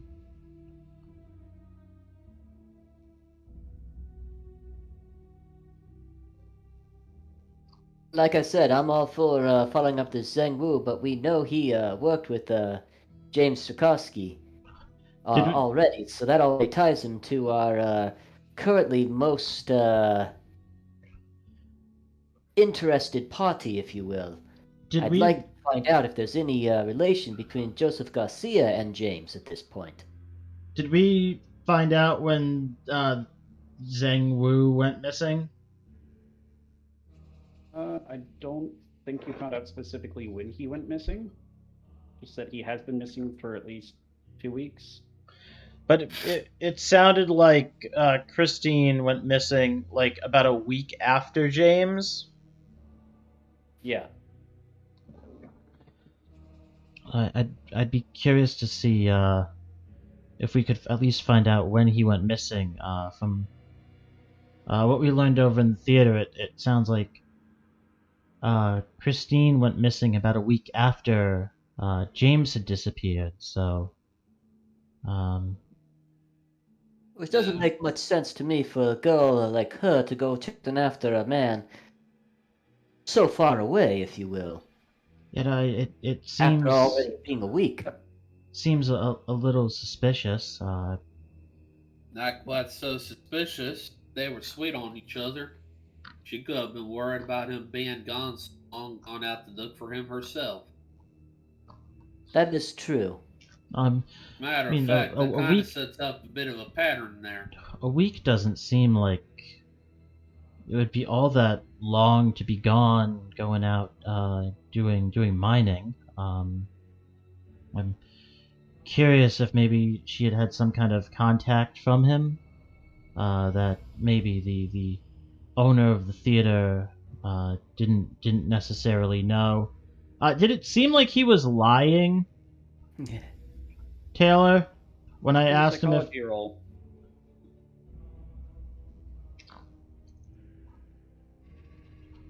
psychology? No. I mean, he seemed like he was being helpful, Mhm. but it's really hard to get a beat on him. He's kind of a shifty character anyway. He could have been telling the truth. He could have been leaving things out. You're not 100% sure, but the information does seem to line up with the other things you know a little bit. Okay. Well, And I'm- think about it this way. Here's another thing. James What? went missing 4 weeks. Girl 3 weeks ago. Brother 2 weeks. Well, yes, no, that's kind of why I'm curious as to when Zheng Wu went missing, especially if he's working with James, relatively successful here. Not obviously the most successful, but relatively enough. Even if we can't find any concrete information about Mr. Wu,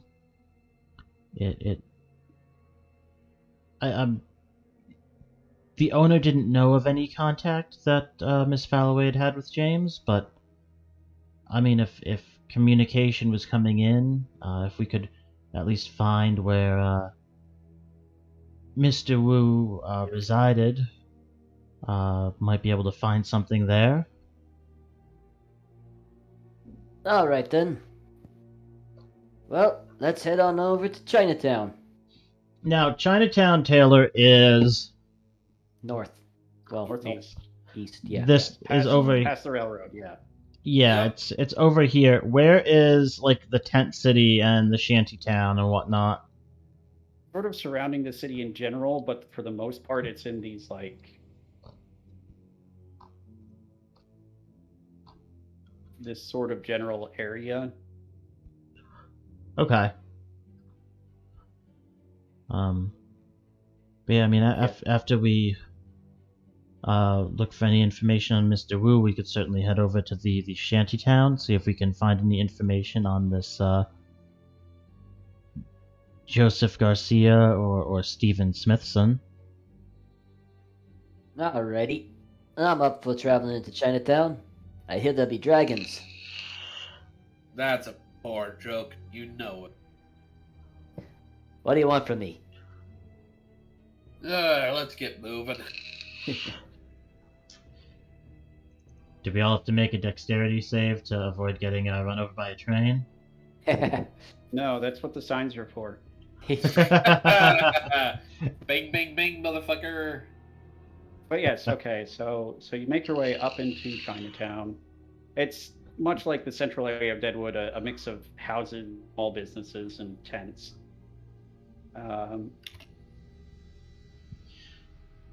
You ask some passerby if they know where anyone named Zheng Wu is, and frustratingly, it's a fairly common name, apparently. But after you tell them a few things, to be like, and like, oh yes, Zhen, mine.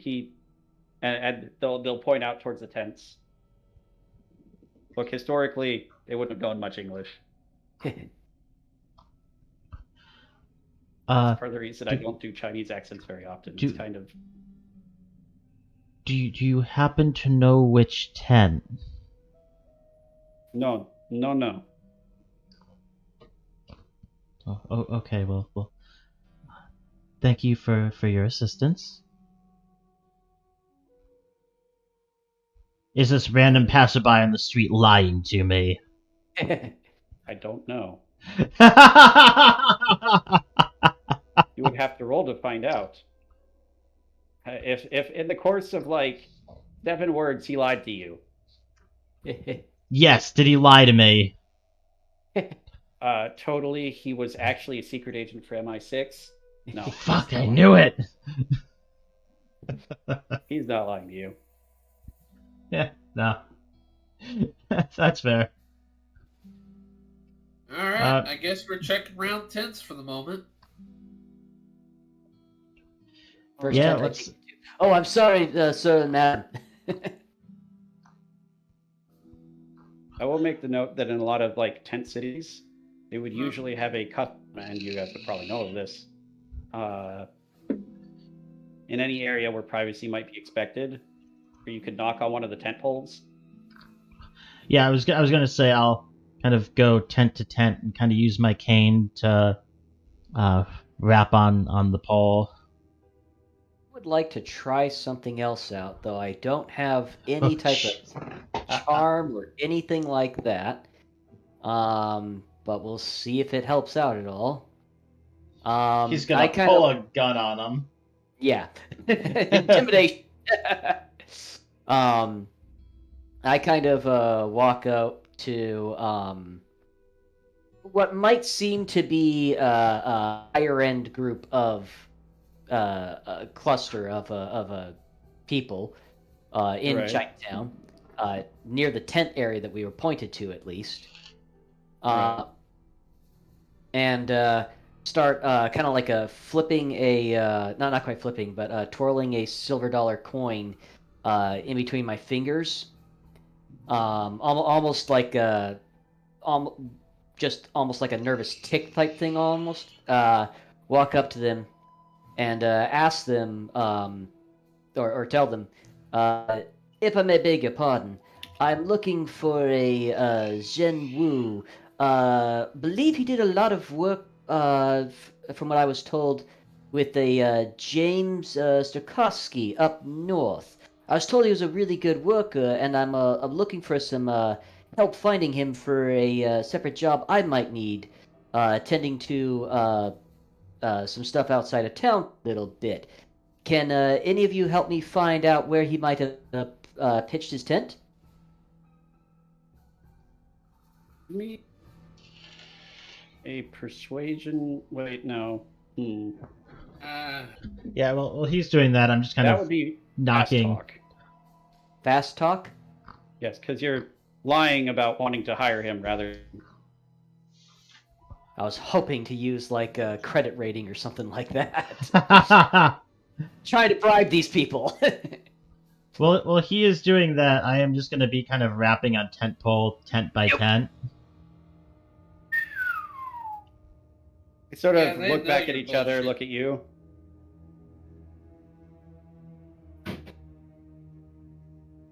He gone now. If you have work, we work. Oh, he's gone. How long has he been gone for, if I may ask? 4 weeks. 4 weeks. Oh, I really have missed him. And, yeah, I just kind of turn at that moment, pocket the silver dollar, start walking back towards the group. Do any of the random people whose tent I knock on know where his tent is? Don't know. Roll me some sort of social skill. In this case, charm or persuasion would probably be best given your approach previously.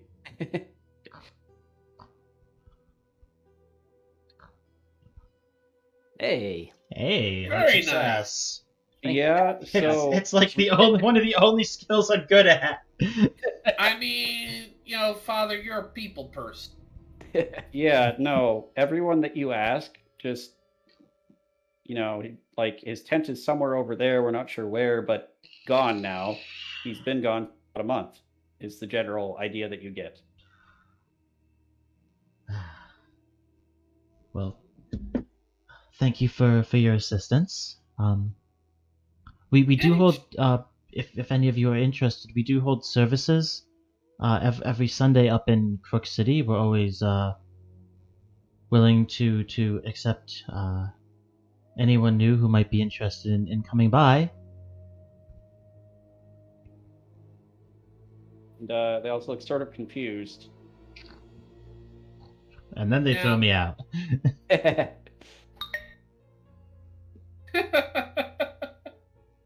Could I possibly, like, glancing around, kind of hoping for spot hidden, but glancing around, could I maybe tell with when they're pointing me or us in a general direction? It's actually what The I'm tents kind that of... have people going in and out, and at least one or two tents that seem very dilapidated, like they haven't had any use for about a month. Okay, sure. Yeah, go ahead and roll spot hidden. Right? And I don't know if Basil said he had kind of the same idea, so I don't know if he gets to roll too or not, but... He could roll as well, yes. Oh my god, come on! Oh, Oh, Very close. that's unfortunate. yeah. Hey, that's better. Okay, so you both notice that, boy, a lot of the tents around here look pretty dilapidated. Oh, wait. It's a tent city in the middle of South Dakota. Freaking slum. Basically a slum. Now, it seems like the tents are sort of general clusters, and people occasionally move in and out of them. That's what Basil would notice. But, like, if someone's here, they might be taking a nap, or they might just be relaxing, or they might not be here. It's difficult to tell, like, which of any reasons are causing people not to go in or out of a tent.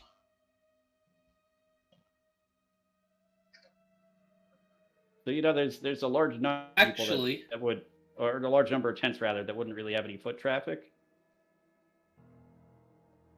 yeah, that's what I was actually about to see about next is in the area that we were in, if I could use tracking to see about which tent seems to not have any traffic for about a month going in and out of. Ooh.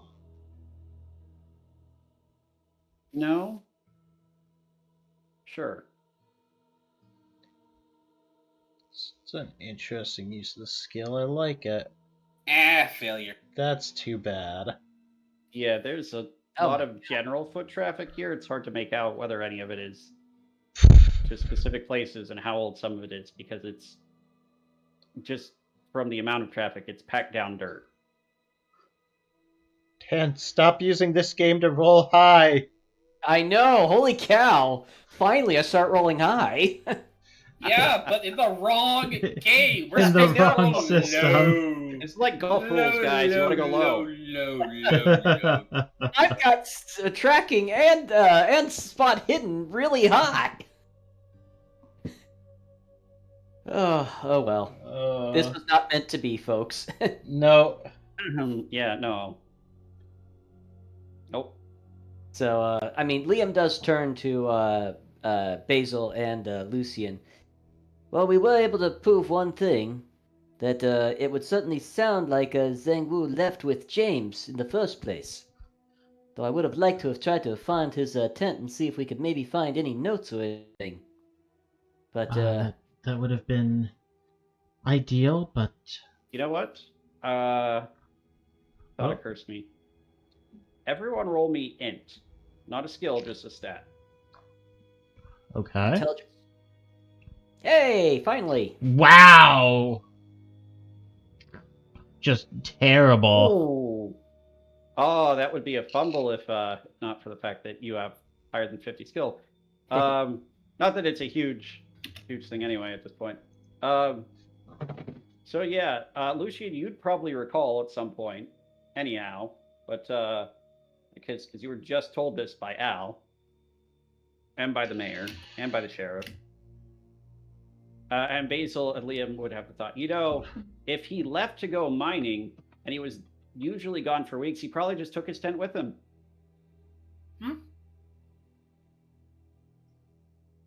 That's the thing that they do. Forehead at that point. Yeah. Now, A lot of the miners just pack their tent up, bring it with them, set up camp at the mining claim, and then come back into town in 2 weeks.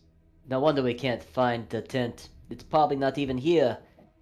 I mean, I was thinking it was a long shot to find any notes or anything like that anyways, but... What do you even mean so. is this tent wouldn't be here?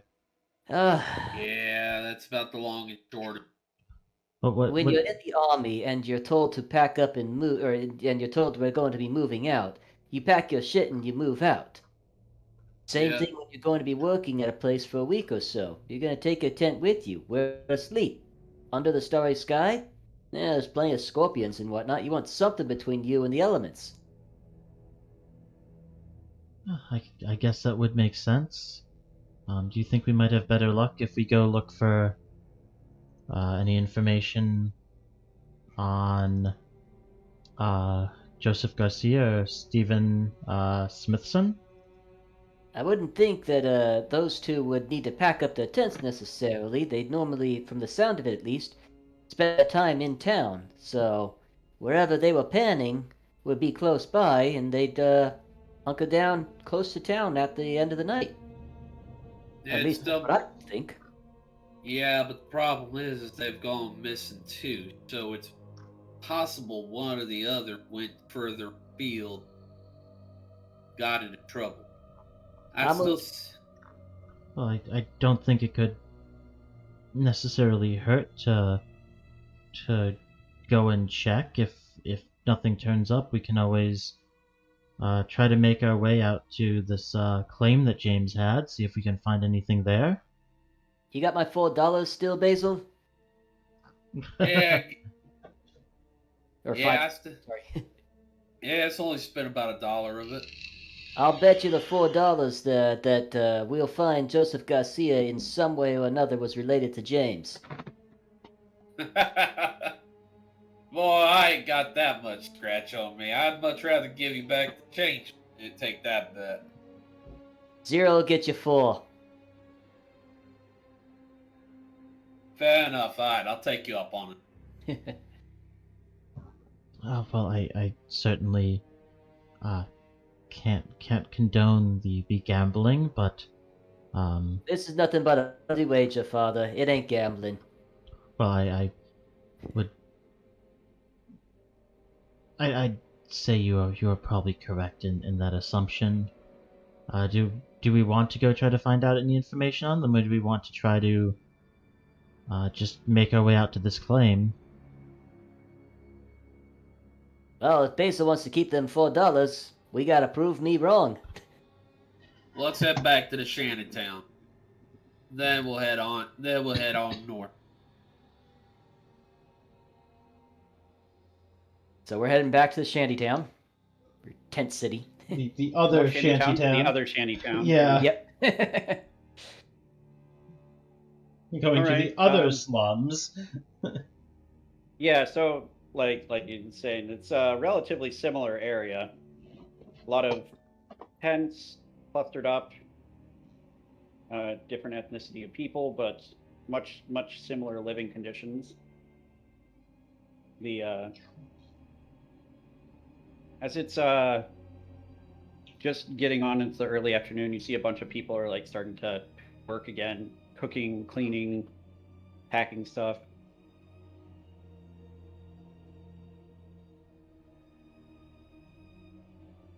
Do we pass the sheriff's office on our way?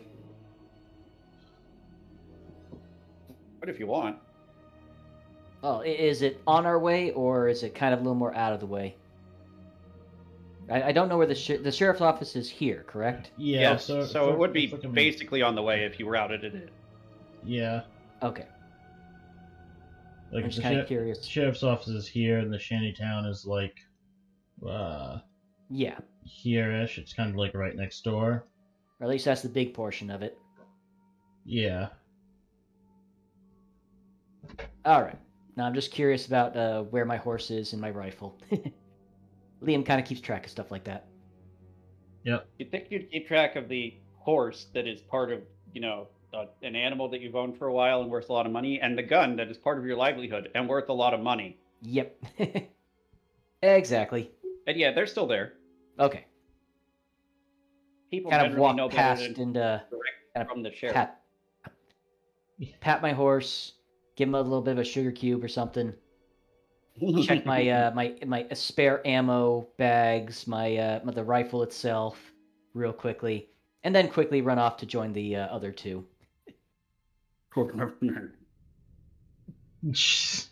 Horse sounds. Horse sounds. Actually, a decent amount of my horse sounds aren't getting picked up because of the pop filter, which is funny.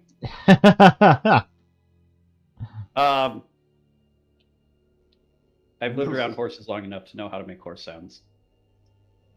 Yes, so your horse is still there, but you guys, brief stop while he does that, and then continue onward. You can see it doesn't, from first glance, it doesn't seem like there's a centralized first charge or anything like that.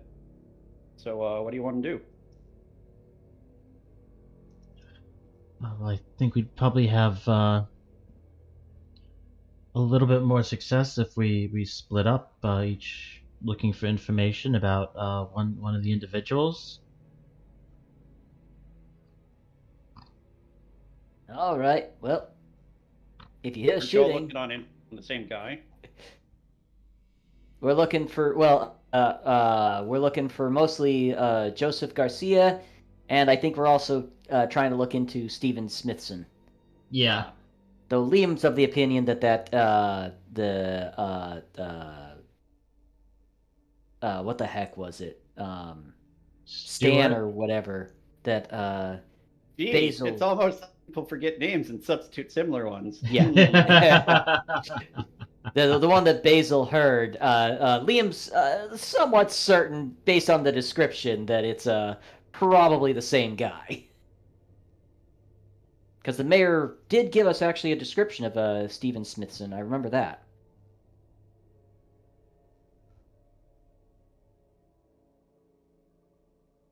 So, but yes, I'll be asking around about this Joseph Garcia, mostly. Okay. The And, other two? Or are you splitting this up? I'm gonna be going asking around. About whom? Garcia? Joseph or Stephen? I'm actually gonna check more in regards to Steven. I was gonna say I'll probably check around regarding Stephen as well. Ah, All right. Great, we're trusting the guy who has no social skills whatsoever to find out about the one person we don't know about. All right, fine. yeah, so Fine. Well, given that, the thing is somebody's got to stay with the Reverend. We don't know if the Reverend's gonna get hurt. Fair point. I thought. Wait, who? What? No, the Reverend was the one who suggested we split up. Ah, Yep. okay, so, firstly, the two of you looking for Stephen, how are you going about it? You're being nice, you're trying to, trick people into giving you information, trying to intimidate them, or you're trying to lie to them in order to get them to give you the information? Essentially, you have the choice here in your approach, based on your approach, between charm, fast talk, persuade, or intimidate. Oh, I'm being nice. I'm trying to talk to people. Just generally see if anyone has any information they can give me. I'm trying to persuade them. I think Roll I'm it. gonna fast talk. I'm gonna fast talk as if this kid has stolen something of mine. Ooh. Okay, and that I'm trying to trying to find a little bastard. Oh, I'm not gonna really say the names. I'm just gonna say I know overheard somebody yelling out the name, something ST. Could have been Stuart. Could have been Stephen. You know? Right. Do you know where this silly little asshole is? Go ahead and roll for it. Damn. Ooh. Failure in a Oh! hard. Oh, that's a fumble. Oh. The person you're talking to sort of looks you up and down and be like, "Can you show me what he stole?" And you pull something out. They're like, "Well, there it is. Goodbye." And they leave. That's one of my highlighted skills too. Oh, that sucks. 99 gets you no favors in the system, Nope. That sucks. but a 23 does. Hard success. Yes. You talking to various people, they know a little more English typically because they're living closer, and you're able to piece together that like there are a lot of different like teenagers that sort of just hang around town and maybe steal things, but probably try and follow people out to places where they're successful, try and get a job mining or to try and steal gold, one of the two. And you get a description for even that matches the description the bartender gave. Okay. As well as how long he's been gone and everything. Nothing particular about how long he's been gone, Oh, okay. but nobody's seen him around in like a week or so. That matches up with the information about the guy following Philip. Yeah, it matches up with the info about Philip, was it? Yep. Because if you remember, when I talked to the barkeep at Noodle and Man's, he said that a scrawny kid, about 14 to 15, name starts with E, followed Philip out. He was leaving to go and check his brother's plane. Yep. So. Yeah, no, seems to match up. Alrighty. Well, this is gonna Now for the suck fun me to roll. try to find. You're up, Dan. Okay, so I have a plan actually. I will actually Oh boy. head back out, hop onto or grab my rifle, sling it over my shoulder, or well, not sling it over, but brace it on my shoulder, walking down basically this main aisle here. Jeez, that does not kind of work too well.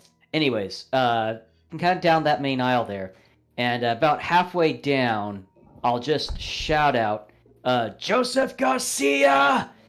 Where are you, you yellow-bellied bastard? I will tear down this entire your tent area to find you. Going for the intimidation factor, okay. Right, go ahead and roll intimidation. All right. Die. Ah.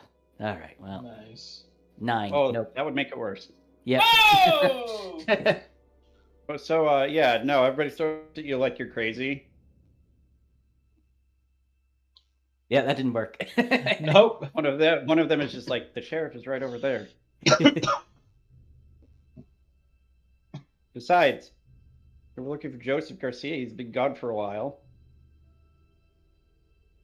If somebody like says that, I'll kind of look over to them. And how long has been gone for?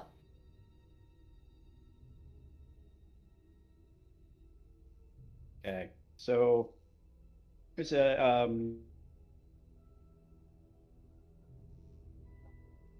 mechanic.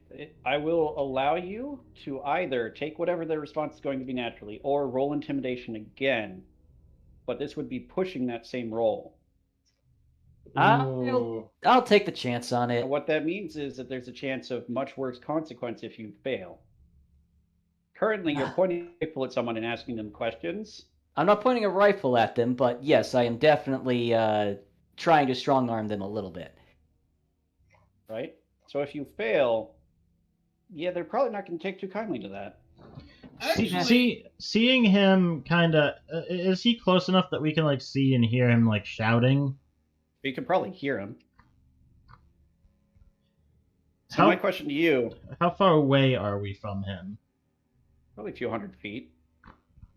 I'll make my way over if I can. You can, but not in time for him to make this decision. This would be if something goes wrong, you arrive there right afterwards. Okay, sounds good. But Dan, it's up to you. Do you want to take the results currently and have them just answer you not intimidated at all, or do you want to continue trying to intimidate them, knowing that it might provoke a more negative reaction? I say we go ahead and try it again. Let's have some fun here. Let's see what happens. I'll try to kind of like push up towards him as I overhear him mention something about, geez, that dude's been gone for a while. What's this crazy guy going on about? And I'll walk over to that man. A rifle's still slung over my shoulder, so I'm not pointing him at anything. But I do get up really close to him, and I call him out. You there. You said something about this Joseph Garcia been missing for a while? How long has he been missing for? Right? Give me And... another intimidate roll. fuck, nope. no.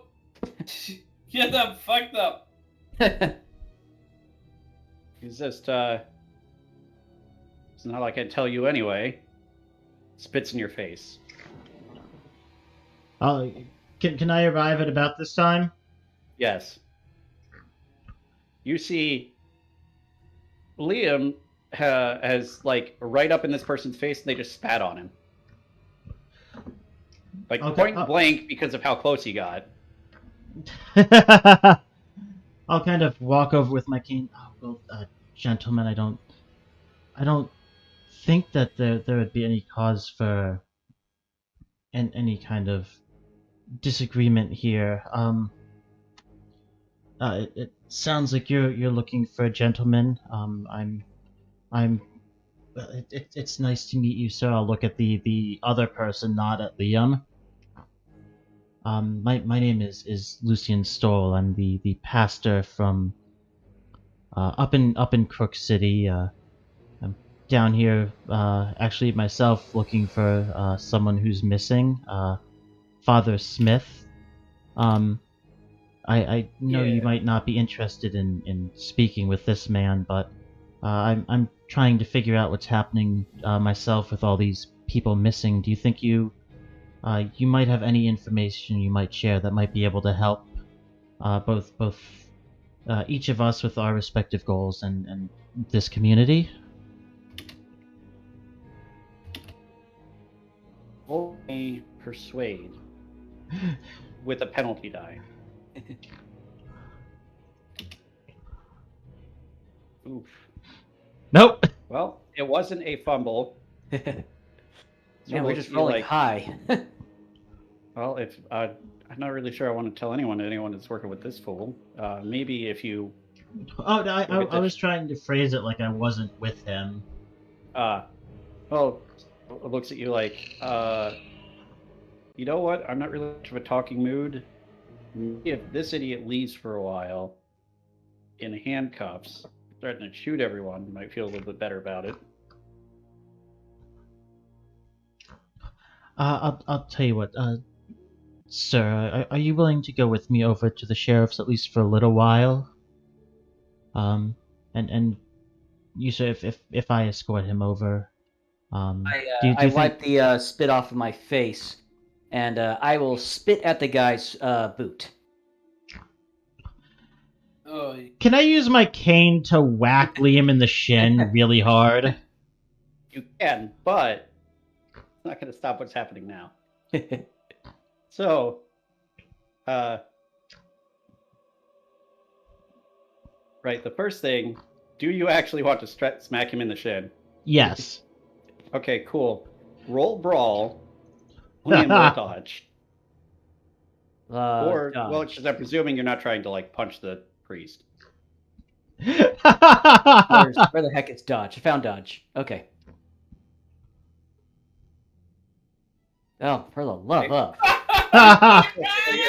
So, like, you don't see it coming, but he swings and just misses. And now I'm gonna need you to roll dodge again. Me? Yes. Okay. Uh, Oh, for the love of! Oh, okay. Nothing but high rolls here. Well, you're very fortunate. You hear a gunshot ring out, and it'll like graze the cloth on your shoulder. Somebody in one of the tents shot at you.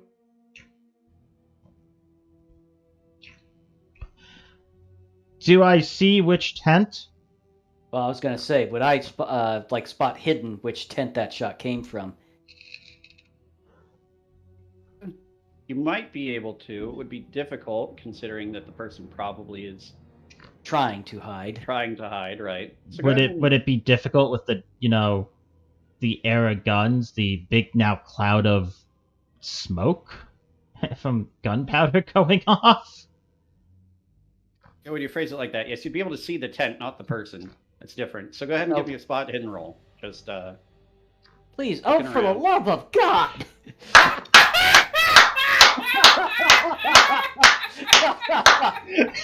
Let's fucking go! Oh my God! Also, there's a tent about 20 feet away, and you can see both the cloud of smoke coming out and the fact that you can see some movement where somebody's like either reloading or cocking the gun again, one of the two.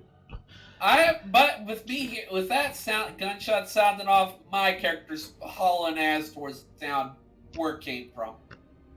Right? I'm gonna How walk about you over guys? to the tent. I'm going to glance back at the man that I was just interacting with, first of all, to kind of see what's going on with his face. Like, is he surprised, or does he look like this guy had my back? Yeah, he totally looks like this guy had his back.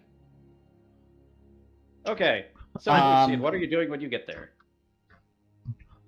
I'm gonna poke my head in the tent. Well, now I don't think there's any need for violence. However, I do think you should come with us over to the sheriff's peacefully, unless you want him to be coming down here to visit after I escort the gentleman over there. No, father, but you don't look like you're strong enough to stop that man from doing anything. He said he was going to gun everyone down. I That's believe pretty- you might pretty be open and mistaken. shut. He did not actually threaten to shoot anyone. His gun was not even drawn. You fired at someone who did not have a weapon drawn. And I will kind of cock my cane over to the side and click it. I don't think we need any more violence. Do you, sir?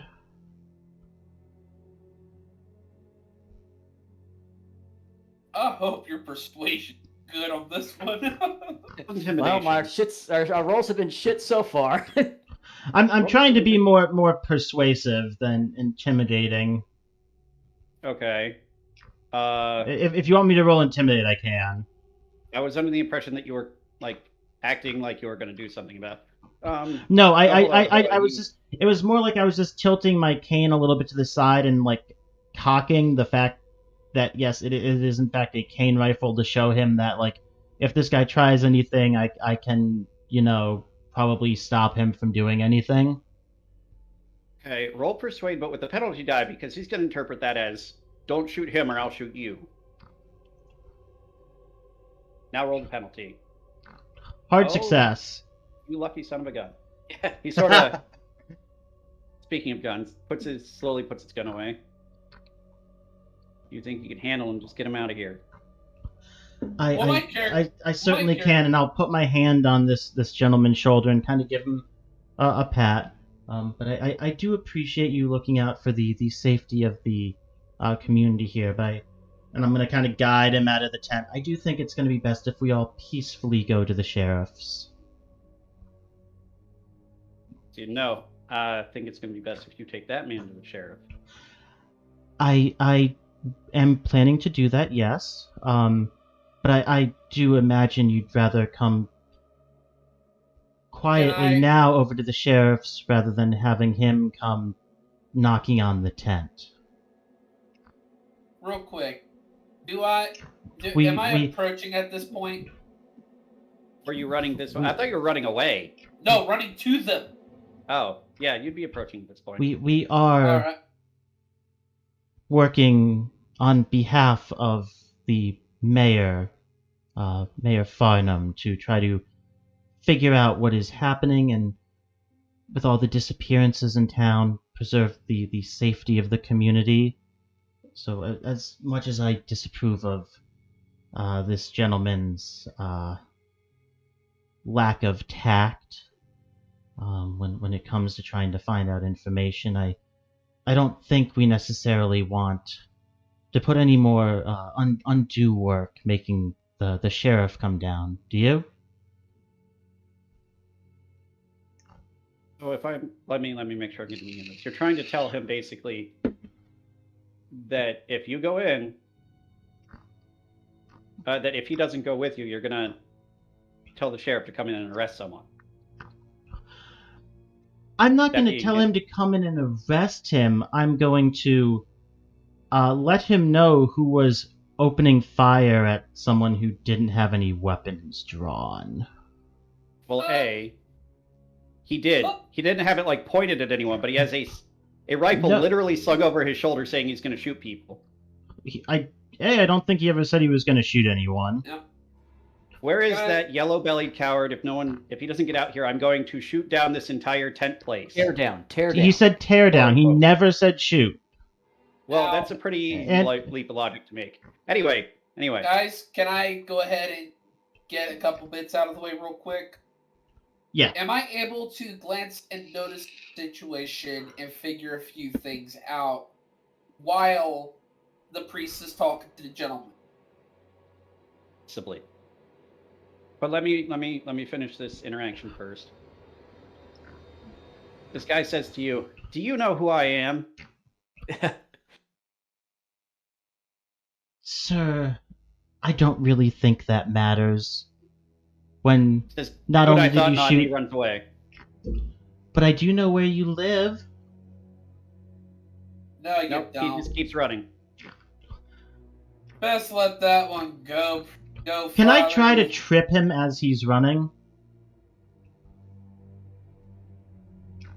Sure, roll brawl. With my cane? Yeah, go ahead, roll brawl.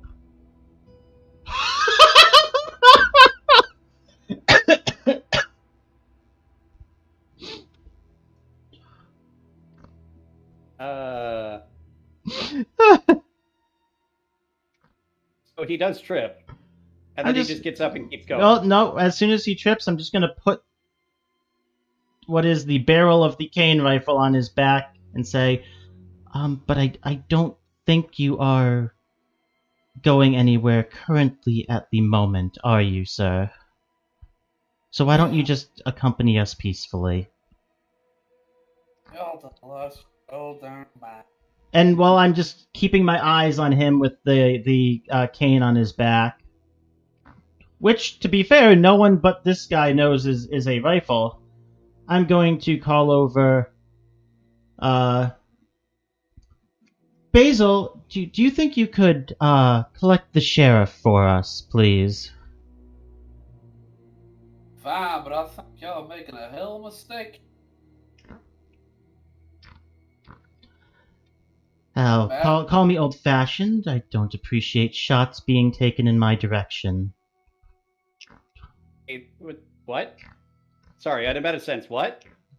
I was standing right next to Liam when this guy shot at him. Yeah. I see. So was his buddy, technically. Yeah, Which like we were all within. Buddy like, wasn't like scared. Yeah, we were all within like 6 inches of each other. Kind of, yeah. By the way, can I make a mental note of the other guy that is next to Liam? Just to kind of make a mental note of his face and everything. Sure. Go and get the sheriff. I just think the fact that trip was a hard success is hysterical. It's even better because he succeeded on his dodge roll, but a hard success is better than a success. I was actually going to shoot at him if he ran away anyways, which would have started a gunfight, so. That would be worse. Yeah, you're kind of starting a gunfight as it is. Well, a gunfight has already occurred, technically. But You not started by a any of gunfight. us. Which is the funny thing. No. Yeah, no, that was unfortunate, sadly. Some crazy gringo comes in saying he's going to tear down the whole tent city, and then not gets up in gringo. your buddy's face. Oh, right. Some crazy dude runs in, says he's going to tear down the entire tent city with a gun drawn, and then gets in your buddy's face. Still not drawn. Slung over your back is not drawn, especially For a in... rifle that... It's pretty darn close, honestly. I Yeah. give it to Taylor on that one, honestly. No. The whole idea was he was trying to look intimidating. He just rolled shit every single time. I guess it's just what's considered drawn in this day and age in the West. Yes. Well, Basil's getting the sheriff.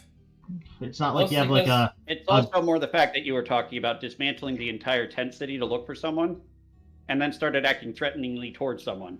Yeah, no, that's fair, but... I only have intimidate, so it's like, yeah, fuck it, we're gonna try this out. If a gunfight starts, well, that's part of the game, isn't it? Oh boy.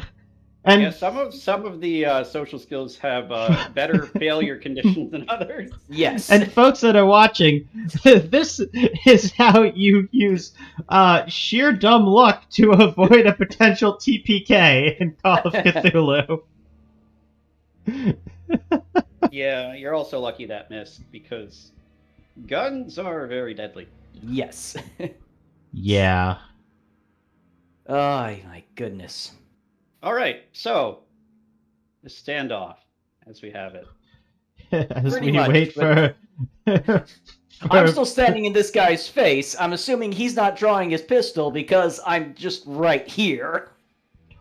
And I'm standing now over this dude who I tripped with my cane on his back, and for some strange reason, he's not trying to get away. Sheriff, might want to come with me. Why? What's going on? Well, either the two others that I'm working with are complete idiot, or somebody took a shot at me. Either way, the father asked me to come get you.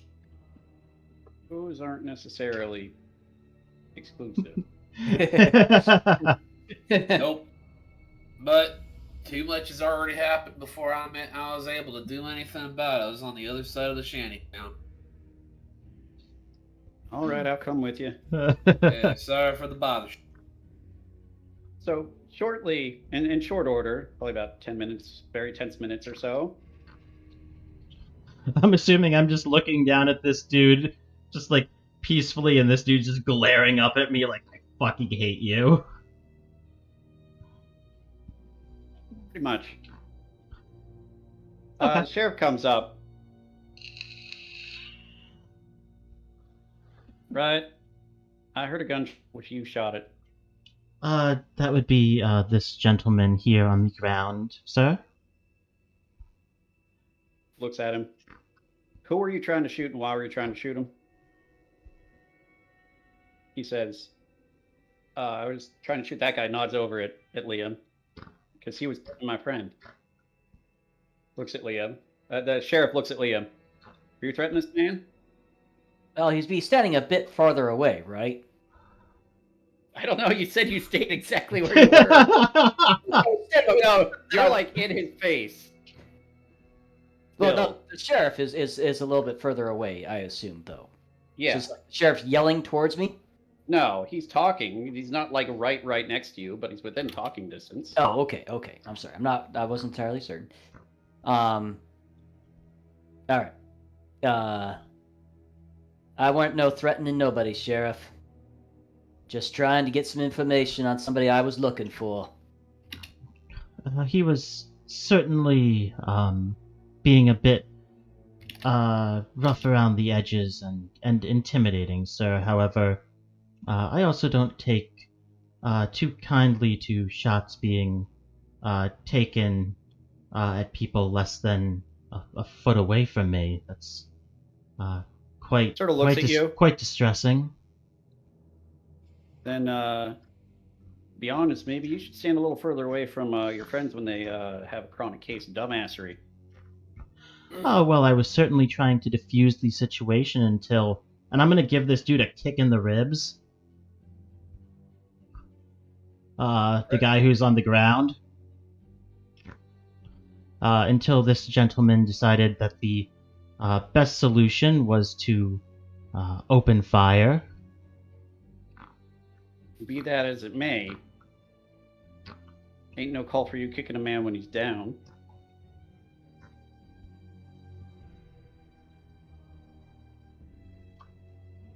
We're almost killing 3 people with 1 bullet, Sheriff. Yeah, because You- you you- were the dumbass threatening the entire damn row. He puts his hands up. Okay. Listen. All 5 of y'all come with me over to the station. I'm- You, and he points at Liam. I'm gonna have a talking with. You, and he points at the guy on the ground. We're just gonna go in jail for the night because he didn't actually hurt nobody.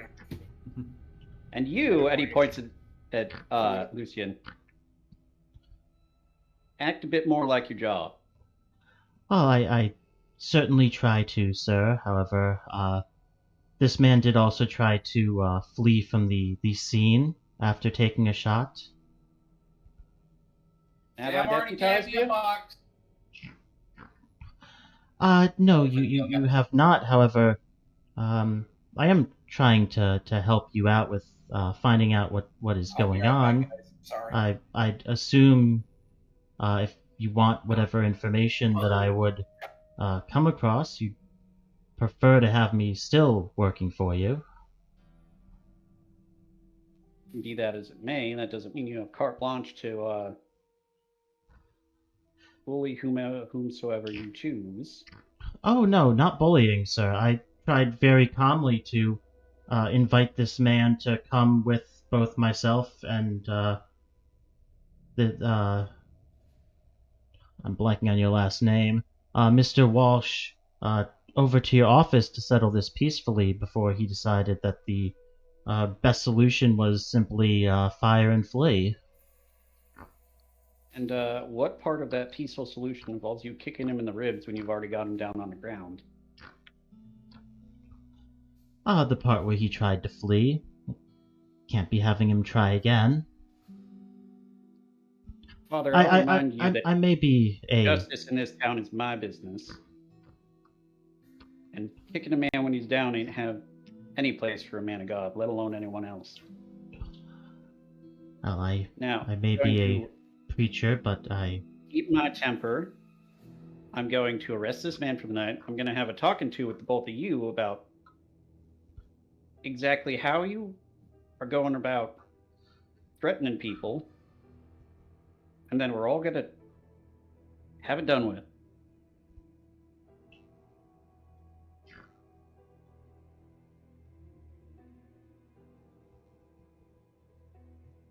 With that, he pulls out some handcuffs the guy, pulls him up onto his feet, starts walking him towards the station and motions for you to follow him. Follow him. Follow, but he also does not turn his back on the other guy that he's been standing off with this whole time. He sort of rolls his eyes and goes back to what he was doing before you accosted him. Well, I thought that guy was tagging along with us, no? Yeah, you said all 5. It's interesting. Yeah, no. As it goes along, Sheriff looks back. You too. This guy looks up, rolls his eyes again, and then just follows. As I get close to the sheriff's office, I'll put my rifle in the scabbard.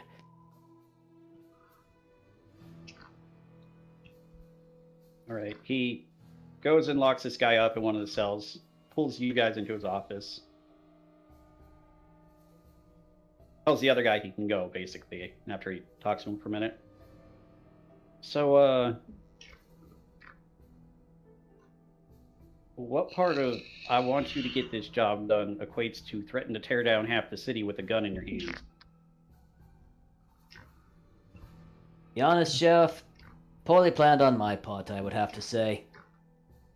I thought I could maybe get somebody to come out and talk about him if they were thinking that he was bringing trouble to them. Unfortunately, that didn't work out so well when the other gentleman in question spat in my face, and, well, I'm afraid my temper got the best of me at that point. I had walked over to try to defuse the situation when a bullet passed mere inches from my head, so you'll have to forgive me if I'm not the most forgiving on that. Isn't that supposed to be the whole thing with the church forgiveness? Well, I can Forgiveness, hardly yes, but forgive you, people if I'm dead. Forgiveness, yes, but there can't be forgiveness without damnation. Right, before Yeah, we get into anything too theological, because let's be honest, if it was just like me versus Silent, I'd probably win. But the sheriff is not me, and Silent's character is not Silent. Nope. Y'all both idiots. That I can agree with. I will Yeah. admit, Sheriff, that my actions were pretty poor. Weren't thought out too well, so I can accept whatever harshness you might have for me. I would agree that storming into a town and threatening to tear it down looking for someone is certainly not the best course of action. We should be able to just peacefully talk to the people and find any information we need, and In general, only yes, have but to after respond you've already in, been involved with something like that, they probably won't anymore. only Nope. have to respond in kind when the situation calls for it. It's unfortunate that it came to it with our motion over towards the jail cell with that gentleman. However, there's no need to be so hard with the majority of folk. So thank God that man's a pitiful shot. He could have killed 3 people with 1 bullet. The gun he was carrying, and he pulls out like a tiny pistol, ain't enough to go through one person. It's like a stowaway gun. Oh, okay.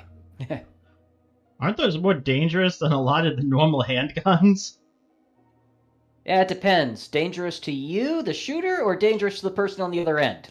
Right, they're generally less accurate and have less force than a full-size gun. Anyway, now, I got this off this person. He's going to be in jail for the night.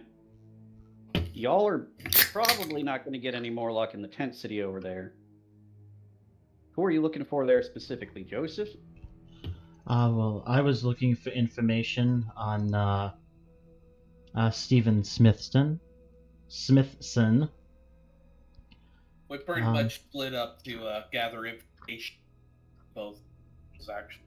I did manage to get a little bit, corroborating it with what Basil here was able to find when investigating Philip over at the Nuttall and Mann's saloon. It seems that this Stephen fellow followed Philip out towards James's claim on the sly, kind of trailing him out there.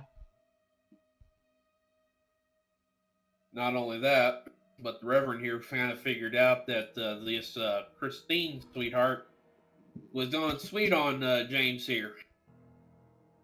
He went, after about a week he went missing, she went out possibly to go find him. And that's when she went missing. Matter of fact, everything we seem to have found so far is linking these missing folk up towards this James fella's claim. Well, good that you got some progress.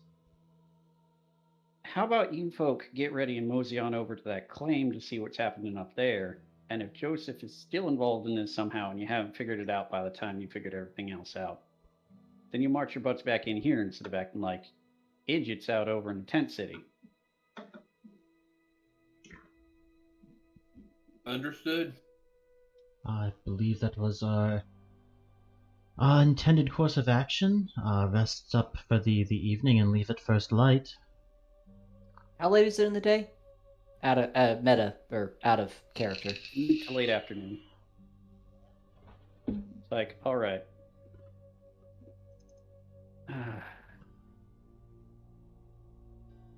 I talked over with the owner of the Grand Central. He's going to give you a room for the night. You can get an extra if you want separate rooms, although I recommend not leaving this person, this idiot, he sort of nods his head towards Liam, alone again. Enough. I'm not known for being much of a people person. Usually let the Ion do most of the talking. Yeah, the problem is that that tends to get responded to in kind. I'm aware. How do you think I got most of these scars? More of your idiocy? Yeah, combination. Little mine, little theirs. Alright, well, I'll get out of here. I hear about you starting trouble again. Whether or not someone else was the first one to take a shot. Throwing you all in here for the night. Fair enough. For now, head on over to the hotel. See what else you can get.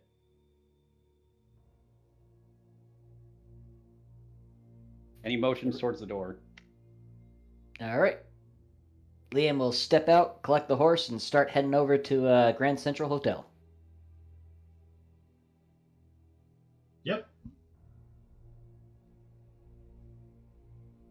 You get over to the Grand Central Hotel. It's a nice enough hotel. Bed, hot water, food, drink. All the amenities that basically anyone in a mining town needs, and then also the hot water for bath. Haven't had one of those in a while. As you say this as you're checking in, the proprietor says, "Yeah, you should probably take one." I already planned on it, Hoss. I asked the desk clerk, "Do you have a place to store my horse?" We got stable out back. Does it cost anything extra? 25 cents per night. Alright, I lay down a quarter. Takes it. I Mighty do- Kandia, and he nods over to one of like the help, the staff to go get your horse. One moment. I walk the staff out. Now grab the rifle, scabbard, and all off the horse and take that inside with me.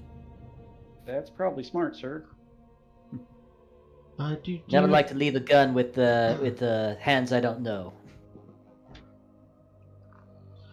Do you happen to know if there's any place we might be able to rent a couple of horses for possibly 2, maybe 3 days?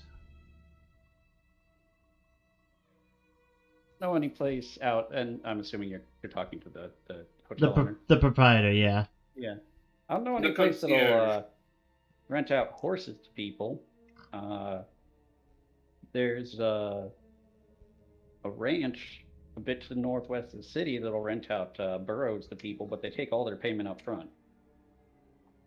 Well, thank you for your assistance. Yeah, you need to have enough to pay for the whole animal, and then you get the rest back when you come back with it. Do you know roughly about how much that costs? Usually about $20 to $30. Have my payment. Alright, so So I'd be able to use my cash to pay for that, correct? Yes. You Okay. could buy, quote unquote, one donkey, and then get most of the money back when you returned it. If Okay. you returned it. A lot of people just die out here, so that's why they do that. Mm-hmm. Makes sense. Many a lost ass. What? As it says in the Bible, and I quote, "Covet not thy neighbor's ass." Okay. End quote. There is quite a bit in there about if a donkey breaks its leg on your land and stuff like that. Then there's the story about the guy who couldn't turn the donkey one way or the other because there was an angel in the way, and he couldn't go forward, and he got really mad at it, and the angel started talking out of his ass. Wait, No, that was actually just the ass that started talking out of its ass. no, I bet the angel. Yeah, Nothing poor else. phrasing. Poor phrasing. I will bathe and head to my room. Note, he did say he bought one room for you to share. How much is a room? A quarter. I'll give him a quarter and go to my room. Okay. Liam's happy to share with Basil if Basil doesn't mind. Basil don't give no shit. Probably better to watch your dumbass. He did specifically say not to leave him alone.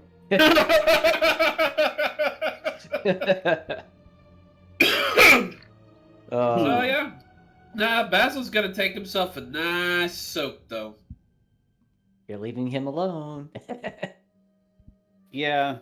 So So- while Basil's bathing and Lucian's hiding in his room, Liam sneaks back into the tent city and finds those two dumbasses. Seriously, dude.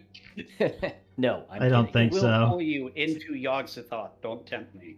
That's That's a being and not a place, but it's what I meant. I will take you to Jesus. No, you'll wish I'd taken them to Jesus. Jeez. No, Yeah. no, I was kidding. Don't worry. Lucian is just gonna bathe and go to Right. sleep. So you guys get a bath, some food, some drinks. Just good to be off the streets and tired. One of you at least got into town today. Two of you got into town today. One's only been there for a little while, and you've done a lot of walking today. Basil, you take a bath and oh hey, this hotel offers those exfoliating mud baths. No. But yeah, no. I'm not going that fast. Good clean is good and clean. No. The No, I water meant is as all soon mud as bath soon as after you got you. in the water. The water was brown. Oh. Ha! Oh well. Yeah, Oh well, at least I'm You- gonna you get the quite- this shite off me. relatively clean. Yes, the water looks like. That's probably an oddly specific metaphor. Looks like water after ducks get done eating in it. Quack quack, motherfucker. Ducks are nasty, dirty animals. Oh, they They're are. cute, but they're nasty, dirty animals. Yes, they are.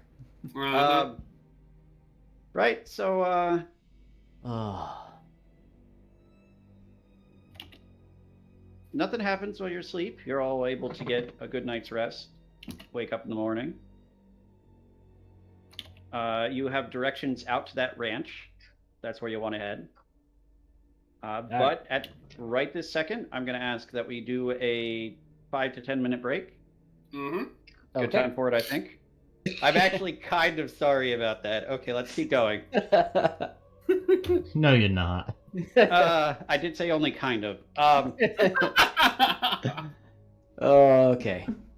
Right. Okay. So you guys, you wake up, get ready in the morning. Your horse is available for you. You know, you can grab some general supplies at the general store before you head out.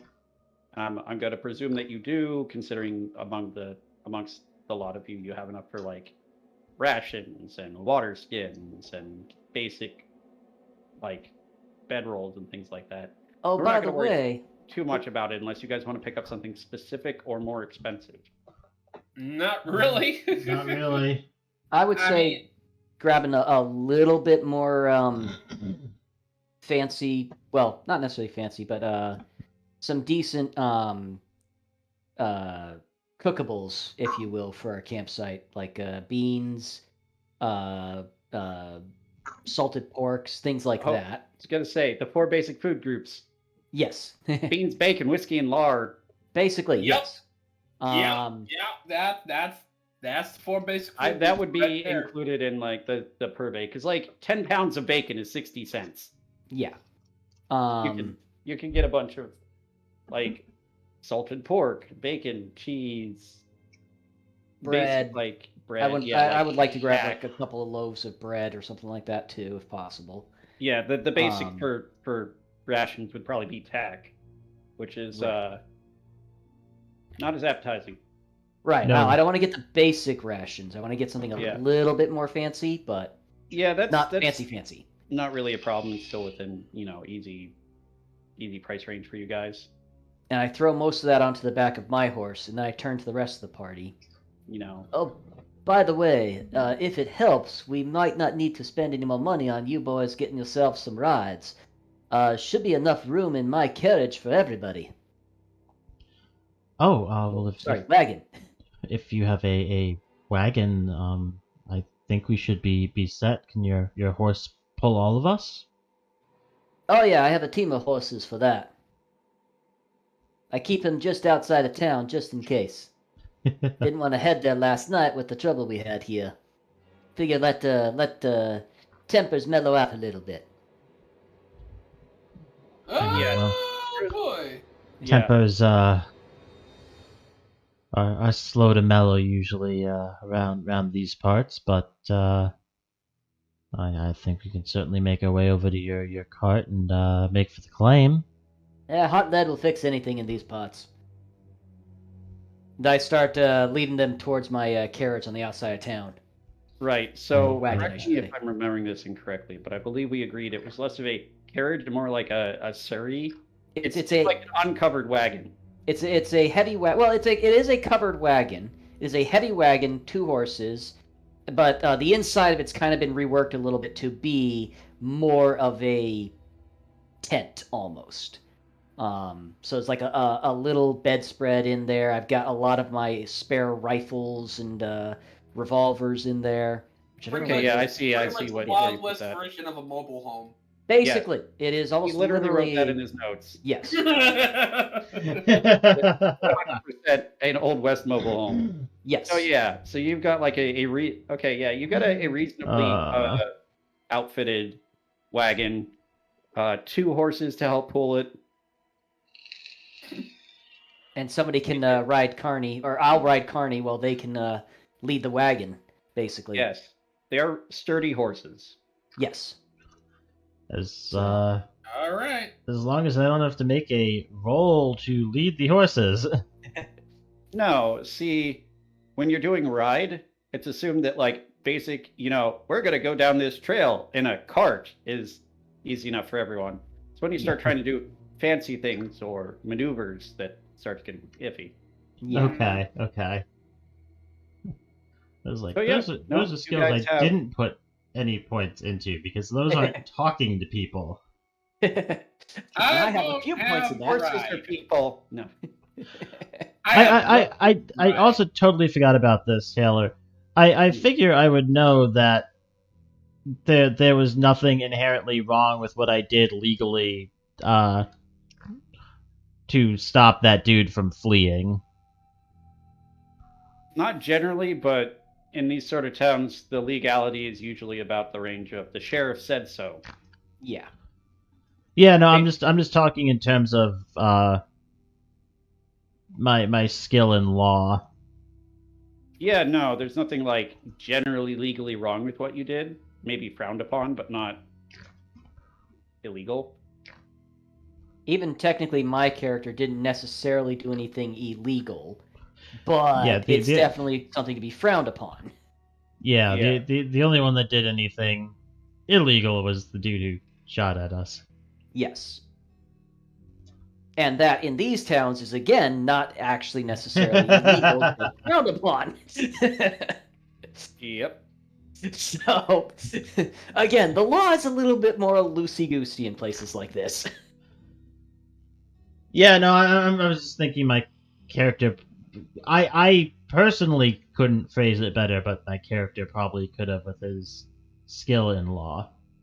Yeah, but I mean, the thing was, and you would have gotten the impression of this, the sheriff wasn't so much saying you broke the law as saying he's really ticked at you for doing it. Oh yeah, no, I know. I'm just talking in terms of like how my character could have phrased things and how I can personally phrase things. Although, actually, you kicking the guy in the ribs, that could possibly actually have been illegal. Again, kind of depends. Yeah. Anyhow. Sorry. No, Didn't mean to it's weird more law thing. it's more just just considering how I can role play versus what I need to be able to role play and can't. Yeah. Why were you the preacher and I the gunfighter? We should have been switched. We really should have been. I just wanted to play out a character so that when you died, it didn't feel as bad. Yeah. Okay. It'll All right. happen. Just Right. wait. So, from what I gathered, you guys are heading out to the mining claim, yes? Yes. Yes, to the claim. All right. Yeah, we have a rich boy with us who has a wagon, so. That's ironic. Yes, the black guy is the rich guy among the two white No, guys. that's not why it's ironic that he said that. Why? You have higher credit rating than he does. Oh, he does? I thought so. I don't think so, Mike. What's your credit rating, Dan? 50. Yeah, mine is 20. Oh, right. I was forgetting that you changed it after the initial. Anyway. Right. So, you were given some directions. There's probably about 15 miles or so up the road. Not too long taking a wagon. You get to where roughly the mining claim that you were told about is.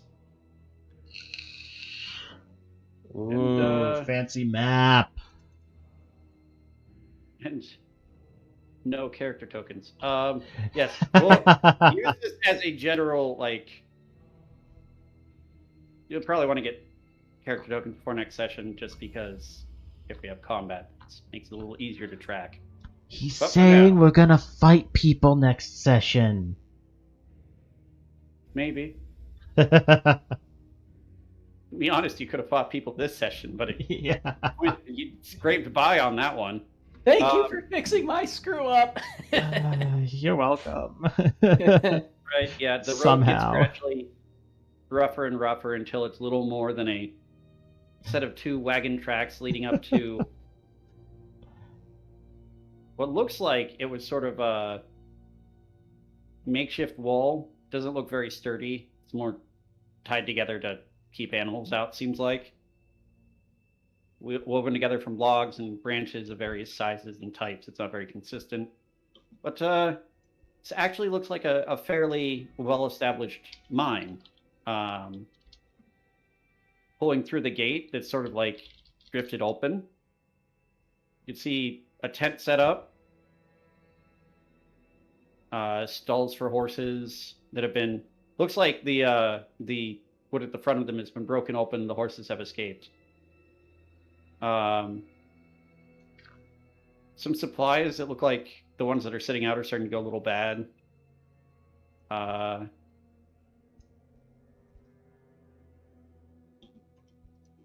It generally just sort of looks like this place has been mostly abandoned for a while.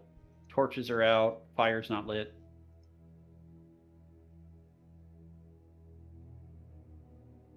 Okay. Who's technically driving the carriage or the wagon? I guess I am. All right. Okay. Liam will call out to Basil. Boy, Basil, hold up a second there. Oh. I'd rather not park the wagon inside of there, actually, if possible. At least not right away. Alright. Let's set up a little further out, and we'll walk out the rest of the way in. Alright, you lead, I'll follow. So we're gonna set up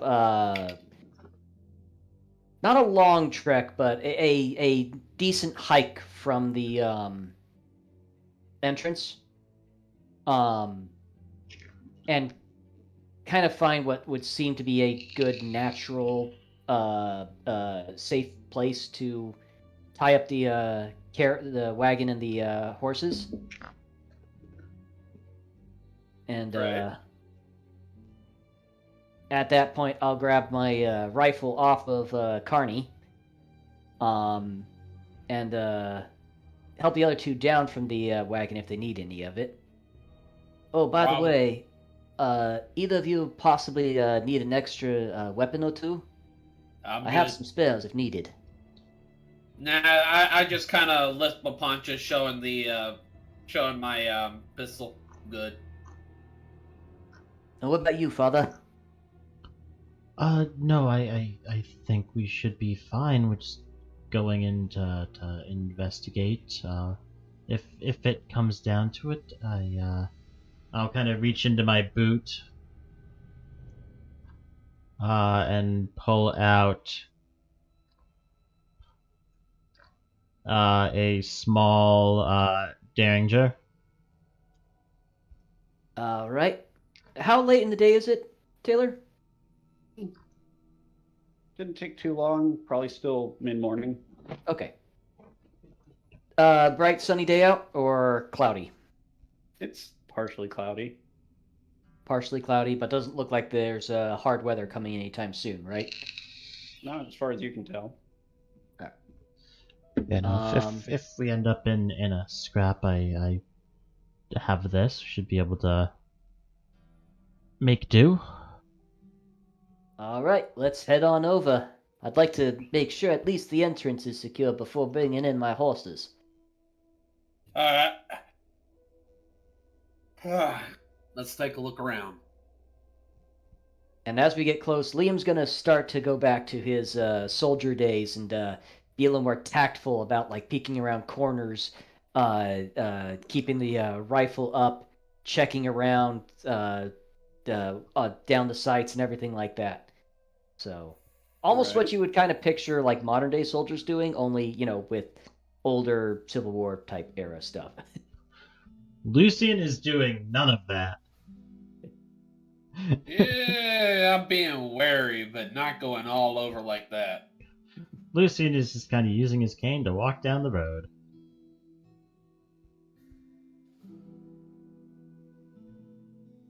Oh, this is when we get closer to the gate, is when he starts doing this. Lucian is Mhm. just using his cane to walk down the road. There. Mm-hmm. All right.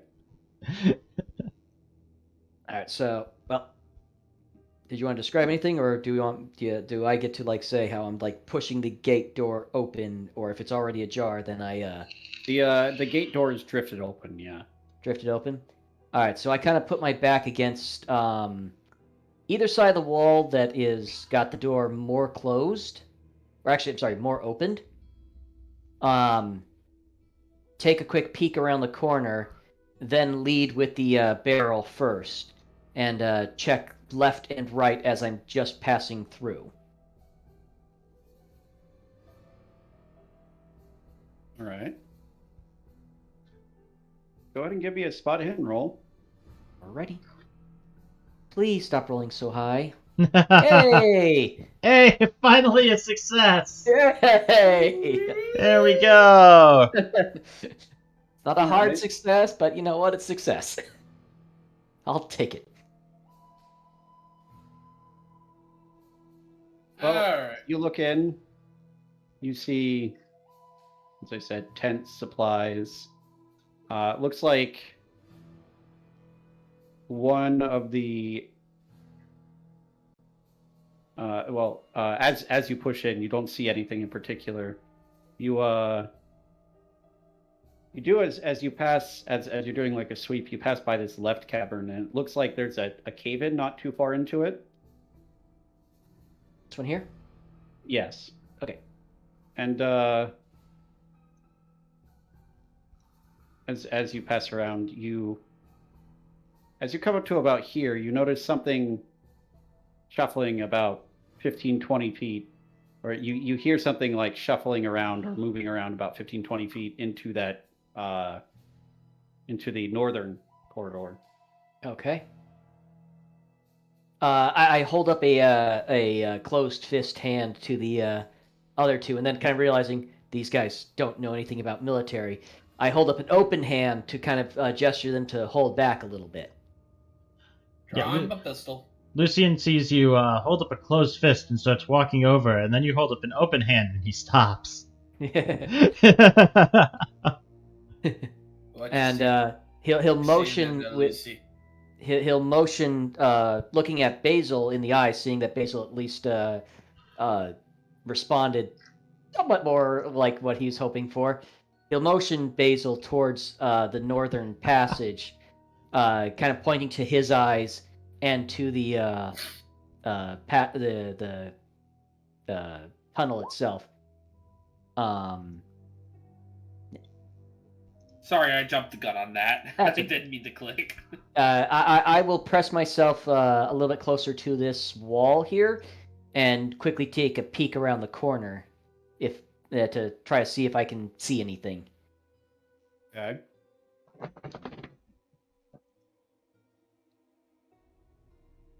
Right. As you get up there, Basil, you'd probably be shortly behind him, and I don't know where Lucian would be standing, but Liam, you see, like, as this sound of almost like something shuffling against the ground and footsteps, as a figure starts to emerge from the mine, and the first thing you notice is a very torn, dirty blue dress. As they emerge further towards the light, you see like pale skin, disheveled hair. It looks like this is probably one of the girls from the theater. Yeah. Can Lucian see this? Not at the moment. You will in a very shortly, but he's close enough that he would see it first. All right. Okay. I will actually raise my rifle, step back actually from the entrance a little bit, so that like giving myself a little more room, and I'll call out to Basil. Basil, watch out! Somebody's down there. And then I'll call down the tunnel. You in the tunnel there. Come out slowly with your hands up so we can see you. Yeah. Got it bad. This figure sort of starts coming out. Does it have it like its hands are sort of like at its sides, not up, not down, just sort of like out to the side? And this looks like dirty, bedraggled, emaciated woman comes out. Up where you are, please put your hands above your head. Can Lucian see it at this point? Yes. Is that you, Mrs. Falloway, or Miss Falloway? Sort of looks between you. I am actually pointing my gun in her direction, though not at the moment directly at her. You see her mouth opens, but like there's no sound coming out. Not even a breath? No, it's just like she's trying to talk, but it's not working. And she's where? He's still like just outside the entrance, the doorway, yeah. And you guys are probably closer to like the supply pile. Yeah, kind of like somewhere right around here. Yeah. Right. Lucian's gonna start making his way over to her. All right. Liam will try to stop him. Be careful. Remember, Doc. Remember what we saw yesterday, Doc. Father, I'm not entirely certain this person is alive. She's been gone for, 2-3 weeks already? 3 weeks. 3 Well, weeks. we should at least check, and I'll push the I rifle agree, aside. And but we need to, and Make my I way kind over. of like, is there like a Let strength the check we Reverend can do. do? Let the Reverend do his thing, Lucy. Liam. Liam. Alright, well, Liam is going to actually keep his gun now on the woman then, as she doesn't seem to be responding to anything that he's saying. Reverend, you be careful there. Yeah, no, Lucian's just slowly making his way. Miss Calloway, is that you? we're trying to find the people who have been missing. Is everything okay here?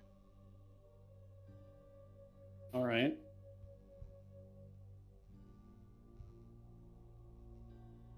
I've got a hair trigger on my rifle right now. Right. So, I'll go ahead and as put you walk forward, Lucian out here for now without his token. yes.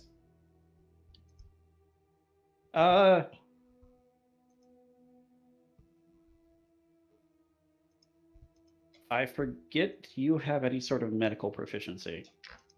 Me? Anyone. I have first No. aid, but that's it. I have 30. Yeah, I have 30 in first aid. I have supreme medical proficiency with my score of 1. Yeah, Right. medicine itself, I have 1. 1. Okay. Nobody Yeah, put so anything into that one. We didn't think you're about that one. approaching- Nope. You're approaching. She seems unresponsive. As you get within, like, I'll an probably arm's get reach- I'll probably get to like here and stop. Right. So you get fairly close. She looks at you, and it sounds like she's trying to say something. And then she lunges at you. I take a And shot. I'm taking a shot at her leg myself. That's not how this works. Oh, darn it. But I can use that roll for your first shot. All right. So, firstly, I need everyone to roll dexterity. Okay. Where the heck is dexterity? Where the heck is... There it is. Found it! Ooh, Wow. Ooh, very nice. nice. You might be able All to right. get to defend yourself there. Okay. So, here's how this works. She's going to get an action, and then you're going to move in the dexterity order. And considering that there's not really a great tracker for that here, I'm just going to add everyone manually. Yeah. Liam is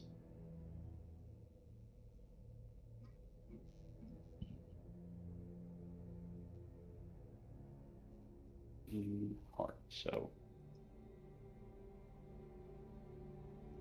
make you 3 for a hard success and put your dexterity as decimal, and that should get us where we need to go mechanically. Right, Lucian gets a 3 for a hard success and a 40 for dexterity. And Basil gets 2 for a success and a dexterity of 70. And last but not least, well, no, I don't want an empty one.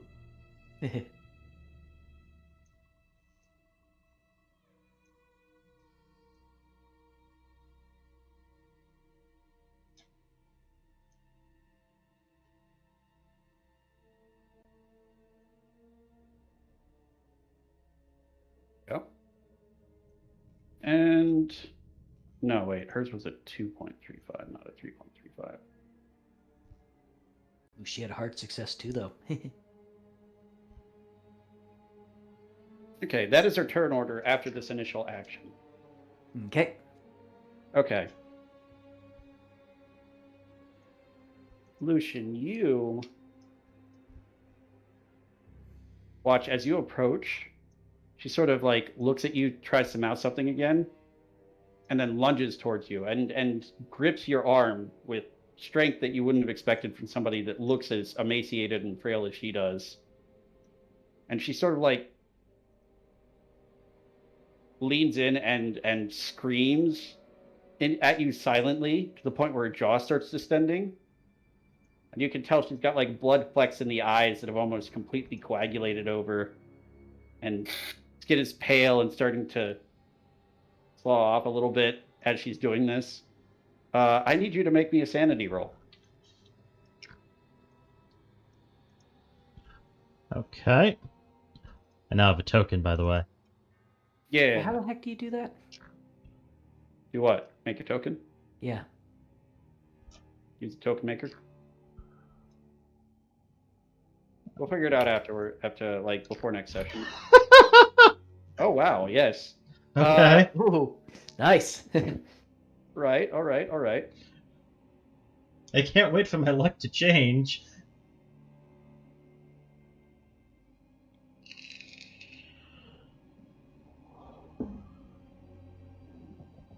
We go. Okay, yes. So you lose 1 point of sanity, but that's it.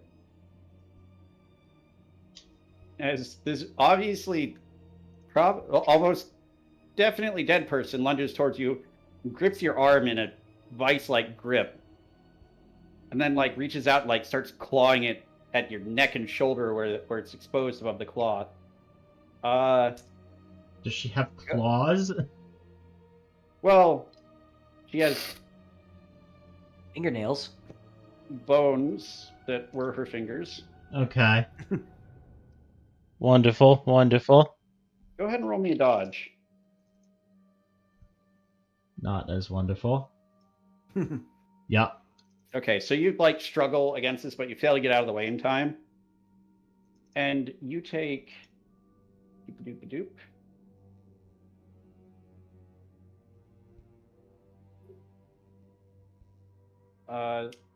5 points of damage as he scratches like deeply into your shoulder, starts digging in. And now it's Liam's turn. Boom. Yes. Okay, Do so I you get to a keep hard that roll, or success. do you want me to roll again? Well, you keep that roll, but firing into melee, and you can redo this if you want. Firing into melee gives you a penalty die. BDI. Okay, there you go. You don't get a penalty die. Excellent choice of talent. So yes, that will hit. Yay! All right, now how the heck do I do the Thanks. damage? So here's okay. Hold on. So that was Oh wait, combat. Okay. yeah. So that is the Henry I'm shooting with. Do I just click on this and it should roll everything?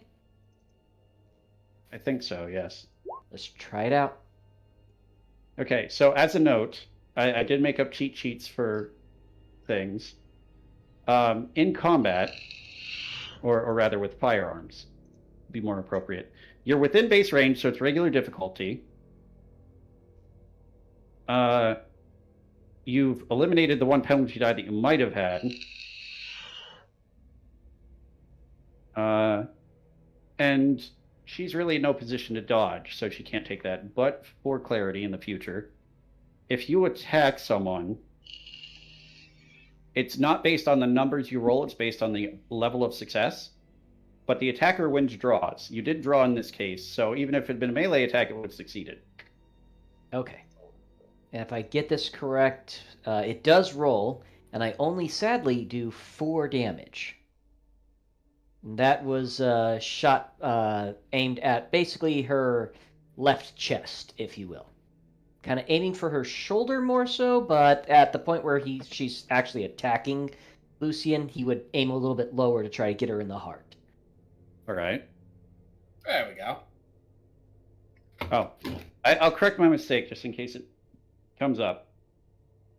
If the combatant fights back, the attacker wins the draw. If the combatant dodges, the defender wins the draw. So in this case, you would not have hit if it was a normal attack, but it's firearms, so it works differently. Okay. And she doesn't have the chance to dodge or dive for cover or anything like that anyhow. And yeah, you hit like right into the middle of her chest, and it just goes in. You don't see any blood or anything. This is like a hole now in her dress.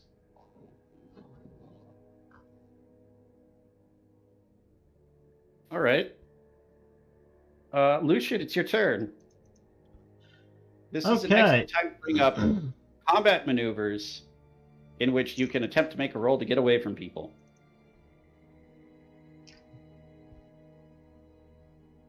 Let's see.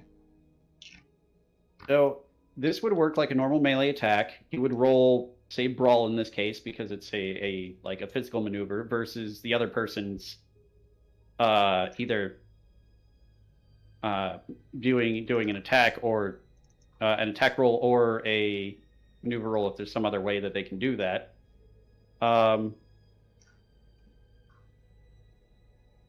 There is a thing like in combat at the bottom under combat maneuvers, comparing the builds. You're roughly the same build, so there's no modifiers. And again, it would be going against her brawl skill. Am I physically restrained by her? I want to say no. You're like, her arm is gripped onto you. You're not restrained, but if you move, she'll come with you. Okay. Yeah, I'll try to wrestle away. All right. Go ahead and roll brawl.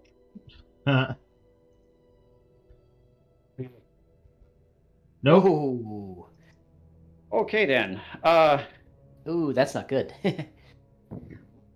Well, luckily she failed to fight back, so you don't take any damage. I don't think there's anything specific that happens if you fumble a combat maneuver, other than that it doesn't work. You can still move, but if you do so, she'll be like dragged along with you, kind of. Okay. And where are my party members? I got a token made now, but I don't know how to place it really. I'm sorry, I cannot make a token. Okay. I can't figure out where it's made at. Give me a second. Alright, yeah, and now, how far am I able to There you go. move? Let me see. Okay, my movement rate is 7. What does that mean? Essentially 7 spaces. I will 7. Yeah. move back towards Liam. And Basil in the hopes that they can get her off of me because Lucian is not looking too hot. Right, and this is going to be her. Yay. Didn't know if you guys were to get here tonight, and I didn't remember to prepare a token specifically. So that's her, and then... Alright. And that's Lucian's turn. Yes. Basil, you're up. Your newfound creature friend is being savagely attacked by a living dead girl.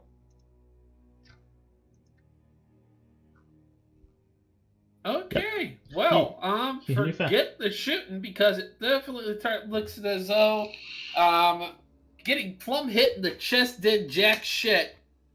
He's grabbing out his tomahawk. All right.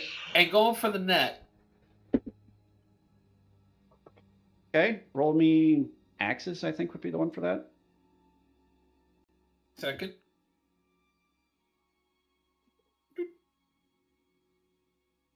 Thought it would be brawl, actually. A tomahawk is an axe. All right. I Yeah. should have done my character sheet a little different then. Because I put it in I will as well, say, if not you want axes. to, if that was the intention, Yeah. then I'll say that it can be brawl. It's a small enough weapon that it's arguable, and for this session, it's not really super important. But in the future, like, Yeah. if you're using a weapon that is not your fist, it is not brawl, unless it's Okay. something like a very small knife, something that again reasonably relies on the range of your fist. Alright. So I just clicked tomahawk. Yep. Oof. That would have been good damage too. Now, I will say, here's a good time to point out, you can spend luck points, if you want, to modify a roll on a 1-to-1 basis, and a tie succeeds, so you would need 15 of them.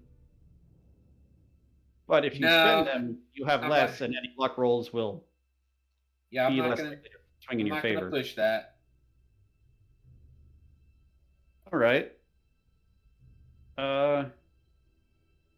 Now, our unfortunate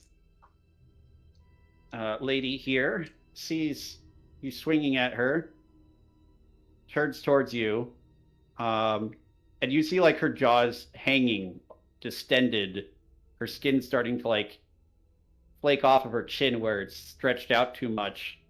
And her eyes are speckled with spots of blood. It's obvious now that she's not just pale, but literally a corpse. Go ahead and roll me a sanity roll, Basil. And Liam, you'd be close enough for this now too. Darn it. Being quiet won't make me forget you. Well, I passed with a simple success. All right, That you doesn't only mean lose one anything I sanity know, point. but huh? You only lose one sanity point. Okay. I'm bleeding sanity points here. Mm-hmm. Little by little, tick by tick. Yep. Basil, I need your sanity roll. All right, again, you also only lose one sanity.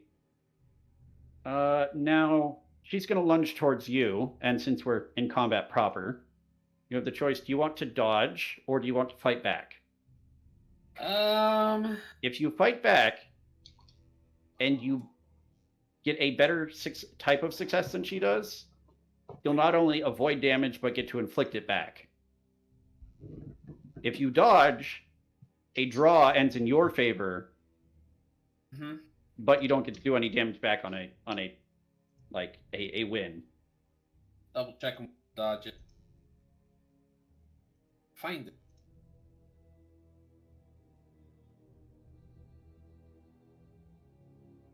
I'll fight back.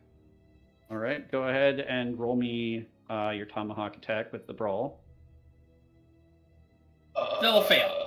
Okay, well, she lunges forward and you sort of like wind up to swing, and she like sees you coming and moves a bit out of the way and like overcorrects and like misses. She misses you, but you miss her. But at this point, she's released Lucian's arm. And is just sort of continuing to try and swing at you, but you're, not quite in her range yet. Liam, this is not normal. What are you going to do? All right. Is there any penalty for shooting at somebody who's right next to me, basically? I believe so. Oh. No, actually, there's a bonus to it. Okay. 1/5 of your dex in feet. If they're within that range, you get a bonus die. Ooh, nice. Okay, well, I'm still using BDI since we're still in melee, or since party members are still in melee. And I'm gonna take a shot with my rifle. Yeah, normally there would be a penalty for firing into melee and a bonus for firing point blank, but now you just get a bonus. All right. Nice. And gunfire and dodge. Doesn't work. Okay, you do get a bonus die, so you could get a better success. And the only reason this might matter, no, you get the exact same roll. Okay. If you get a high enough success, you can do bonus damage. Okay. So that's 11 damage. Yes. There As we I go. said previously, guns are generally pretty... The last one was more of a grazing hit on her. No, the last one went directly into her heart. Oh.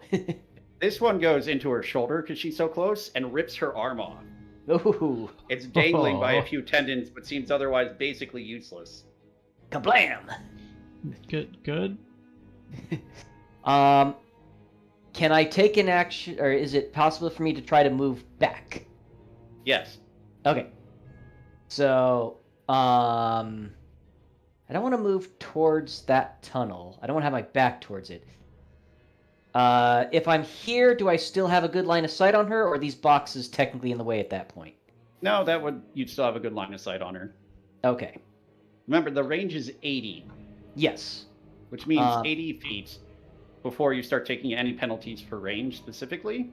If you get to about there, you would take a penalty for them being in cover, but... Is each square 5 feet still? Yes. Okay. So I'll stop here.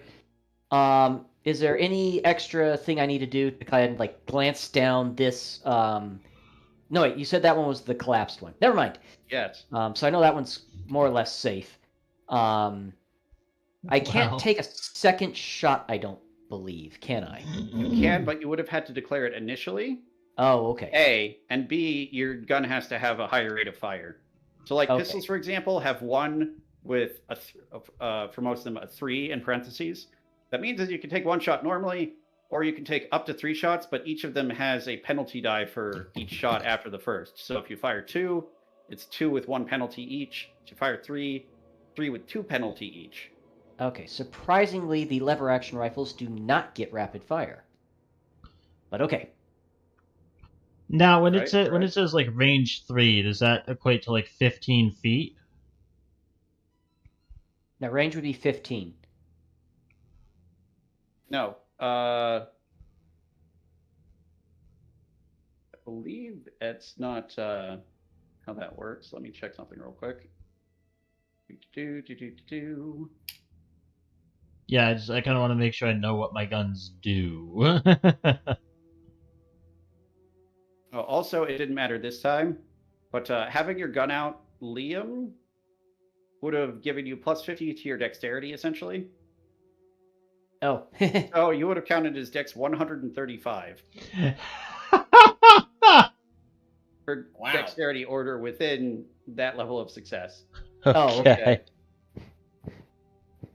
Base range. Okay, so I would have been like really high up on the list, basically. Yes. You would have Okay, been the first person to move in that bracket. gotcha. That's not there.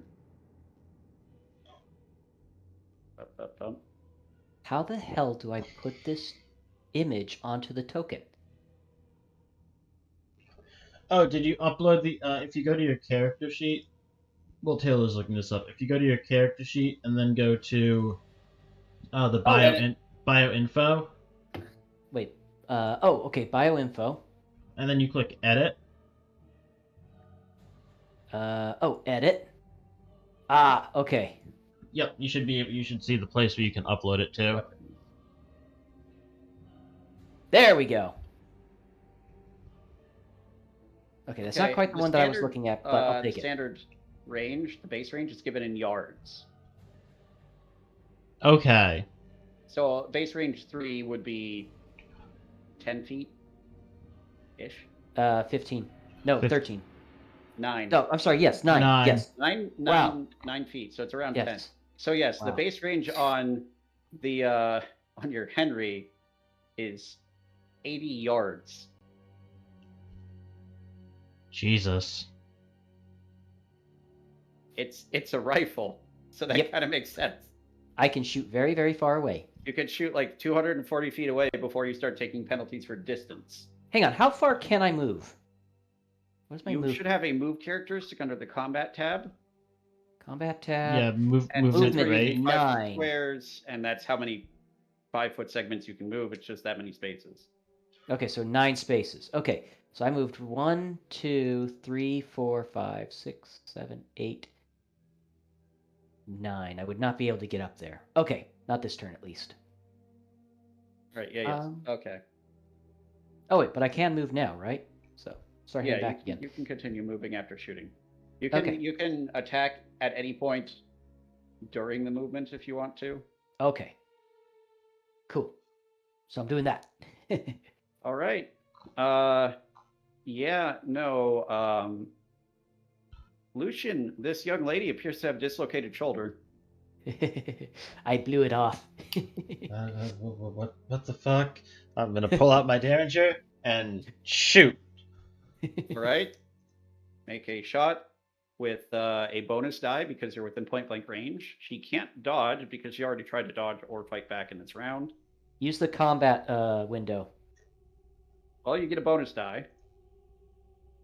Okay, that's a That brings it to what? 25, right? hard success. 12, I believe. 12, Right. which is a hard success. So no bonus to damage or anything, but another 11 damage as you blast out, like, at this point blank range, a chunk of the chest where the heart probably is, and also Liam's bullet probably was.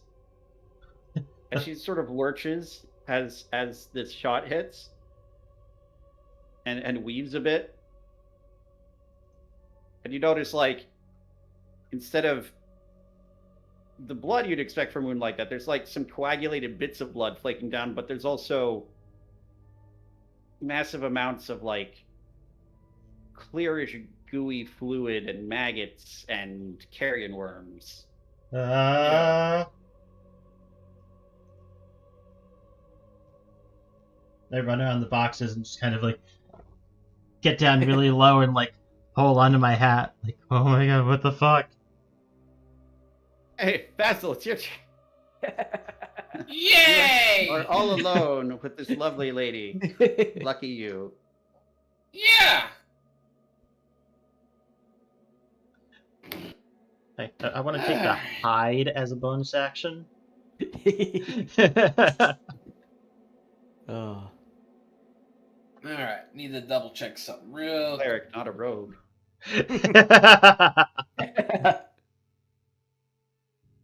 I'd like to pray that I can take hide as a bonus action. Make a religion check. Oh, I'm pretty good at those. No, actually, you don't. Yeah, you don't have. Religion, You know what? Quote unquote, as a skill. I'm gonna keep her focused on me. I'll be the quote unquote pain.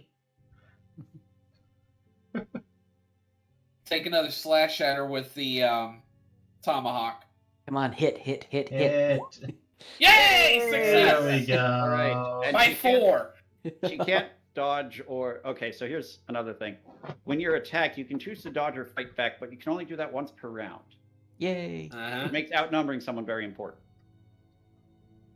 So yeah, she can't dodge. She's still focused on where Lucian was a moment ago, and you swipe out with it, and you slash, and it goes across like one shoulder, through the hole that was made by Lucian's gun, Uh-huh. and out the other side of her torso, and she sort of like drops in two. And the legs and the good arm just sort of turn in your direction. You see like it's gouts of pus and maggots as it like flails around for a moment before finally falling over. Ooh, and I was Oh! climb up on top of here. Okay. I start making my way back towards him. Is she dead? Basil, Been dead. you boys all right? I'll live. Is- Reverend, is you she- alright? Is she dead? Funny thing, Yeah, as he asks undoubtedly. this, Basil, you feel something grabbing your ankle. It's her upper body, isn't it? Yeah. Yeah. Axe right down to the head. Okay, yeah, no, you pretty handily just like smack, slash, Yeah, you she's keep going, and then like essentially when it's become a bloody pulp to the point where it's bloody, it's just a pile of gore, stops moving. Yeah, Reverend, she's dead. Well, All right, Bruce, I'm y'all- gonna need Reverend everyone to make me a sanity check for that. Come on. Does the Reverend need to? He can't see it. Are you walking around and seeing this result? Yes. Then yes. Oh. Oh, well. Oh no, Liam! Oh, Oh, Reverend! Oh. Come on, Father! that is fortunately not a fumble. Because No, it is not. okay, the 96 to 100 is a fumble if your roll had to be below 50. Yep. Otherwise, 100 is a fumble. So that's an important distinction here, because if you fumble a sanity roll, you take the maximum amount of possible sanity loss. Oof. Oh, yeah. Liam, as you are inured to this sort of thing as a soldier, you take half of the otherwise sanity loss. Means you take 2 points of sanity loss. Okay. And Lucian, you take 9 points of sanity loss. Oh. Let's see here. I will note, you can spend your luck for this via your talent, Yeah, that's what I'm thinking. and if you lose more than 5 sanity in one roll, you go temporarily insane. Honestly, you were going a little insane there. Do you want to roleplay it that way? I will spend 5 luck to reduce my sanity loss to 4. Right. Yeah, no, you come around the corner of these boxes. You hear like a squishing, smashing noise. You're like, is she dead? You look over, and Basil is just wailing on the body. And there's like a bloody, pulpy mess of pus and brains and blood and bone and worms where the head used to be. Yeah, she's dead. It's like you Gallagher'd a corpse. I will say, Lucian is not looking great. Yeah, no, you have like inch-deep scratches across part of your shoulder. It's gotta hurt like crap, and it's probably gonna get infected. Yeah, Lucian is half dead. All right, well, I have a little bit of first aid experience. I got 50 first aid. Can I try to, like, take a look at him, patch him up a little bit, clean the wound out a little bit? How does healing work? Yeah. Hey, this is a good time to bring up. So, a brief overview. When you reach 0 hit points, you fall unconscious. If you've taken a major wound, then you're also dying. Side note, a major wound, this might actually be relevant now. I didn't realize you had so few hit points. Yeah, I took 5 out of 10. Owie. Okay. All at once? Yes. Yeah. Owie. So it's just under the threshold. If it's more than half of your current max HP, it's a major wound. Okay. That was close. So what happens is, if you have a major wound and you fall unconscious, you're dying. I'm using a optional rule. If you don't have a major wound but you fall unconscious, you can spend luck to stay conscious enough for several more rounds, pushing yourself. 1 luck the first round, 2 the second, 4, it just keeps doubling. Anyway. For first aid to be effective, it must be delivered within 1 hour, in which case a successful roll grants 1 hit point of recovery. Oh, wow. Using medicine takes a minimum of 1 hour, and if more than 24 hours have passed since the time of the injury, a penalty die is applied to the roll. A successful roll restores 1d3 hit points. However, if a character does not have a major wound, they regain 1 hit point per day. And Okay. dying and major wounds work differently, but we can go to those later. The point being that, yes, healing is difficult in this game. Wow. Yeah, okay. Makes sense, though, too. Is basically there what you're doing is putting a Band-Aid on a bullet hole. is there a penalty for failing a first aid? Not generally, unless he fumbles. Can we both Alright. try to first aid me? Is this actually still working? The furnace over here? It's not currently lit. Okay. Like, can Yeah. everyone gang up on one person and try to first aid them back up? Okay, this is actually a good time to bring up. There is a thing about combining rolls, but this is only to do something that is not normally physically possible, like lifting a giant log or something. Ah. And the way that it works is everybody in the check, whoever's got the lowest skill, you subtract that from the difficulty, and then you just keep doing that until at least one person can, it's possible to make the roll, and then everyone else rolls against the new difficulty. Okay. Okay. It's interesting, what's, but it's not helpful in this case. What's No. your first aid at, Basil? Do you have first aid? 30. 30? I have 50. You've got Yeah, more but, than me. Per the rules, it looks as though we can only really do it one at a time, so your 50 might be better to start with. Well, Alright. you can only do it once for a specific wound. Yeah, I can only do it once. So since Might you as only well took go ahead one and help hit, him out. All you right. know, if you've taken a couple hits, maybe you could make separate checks for those separate wounds. Oh, it is on Liam to. Hey, hard Hey. success. There you go. Is So I- hard success give an extra point of health? Typically, hard successes generally don't get bonuses. Extreme Okay. successes do.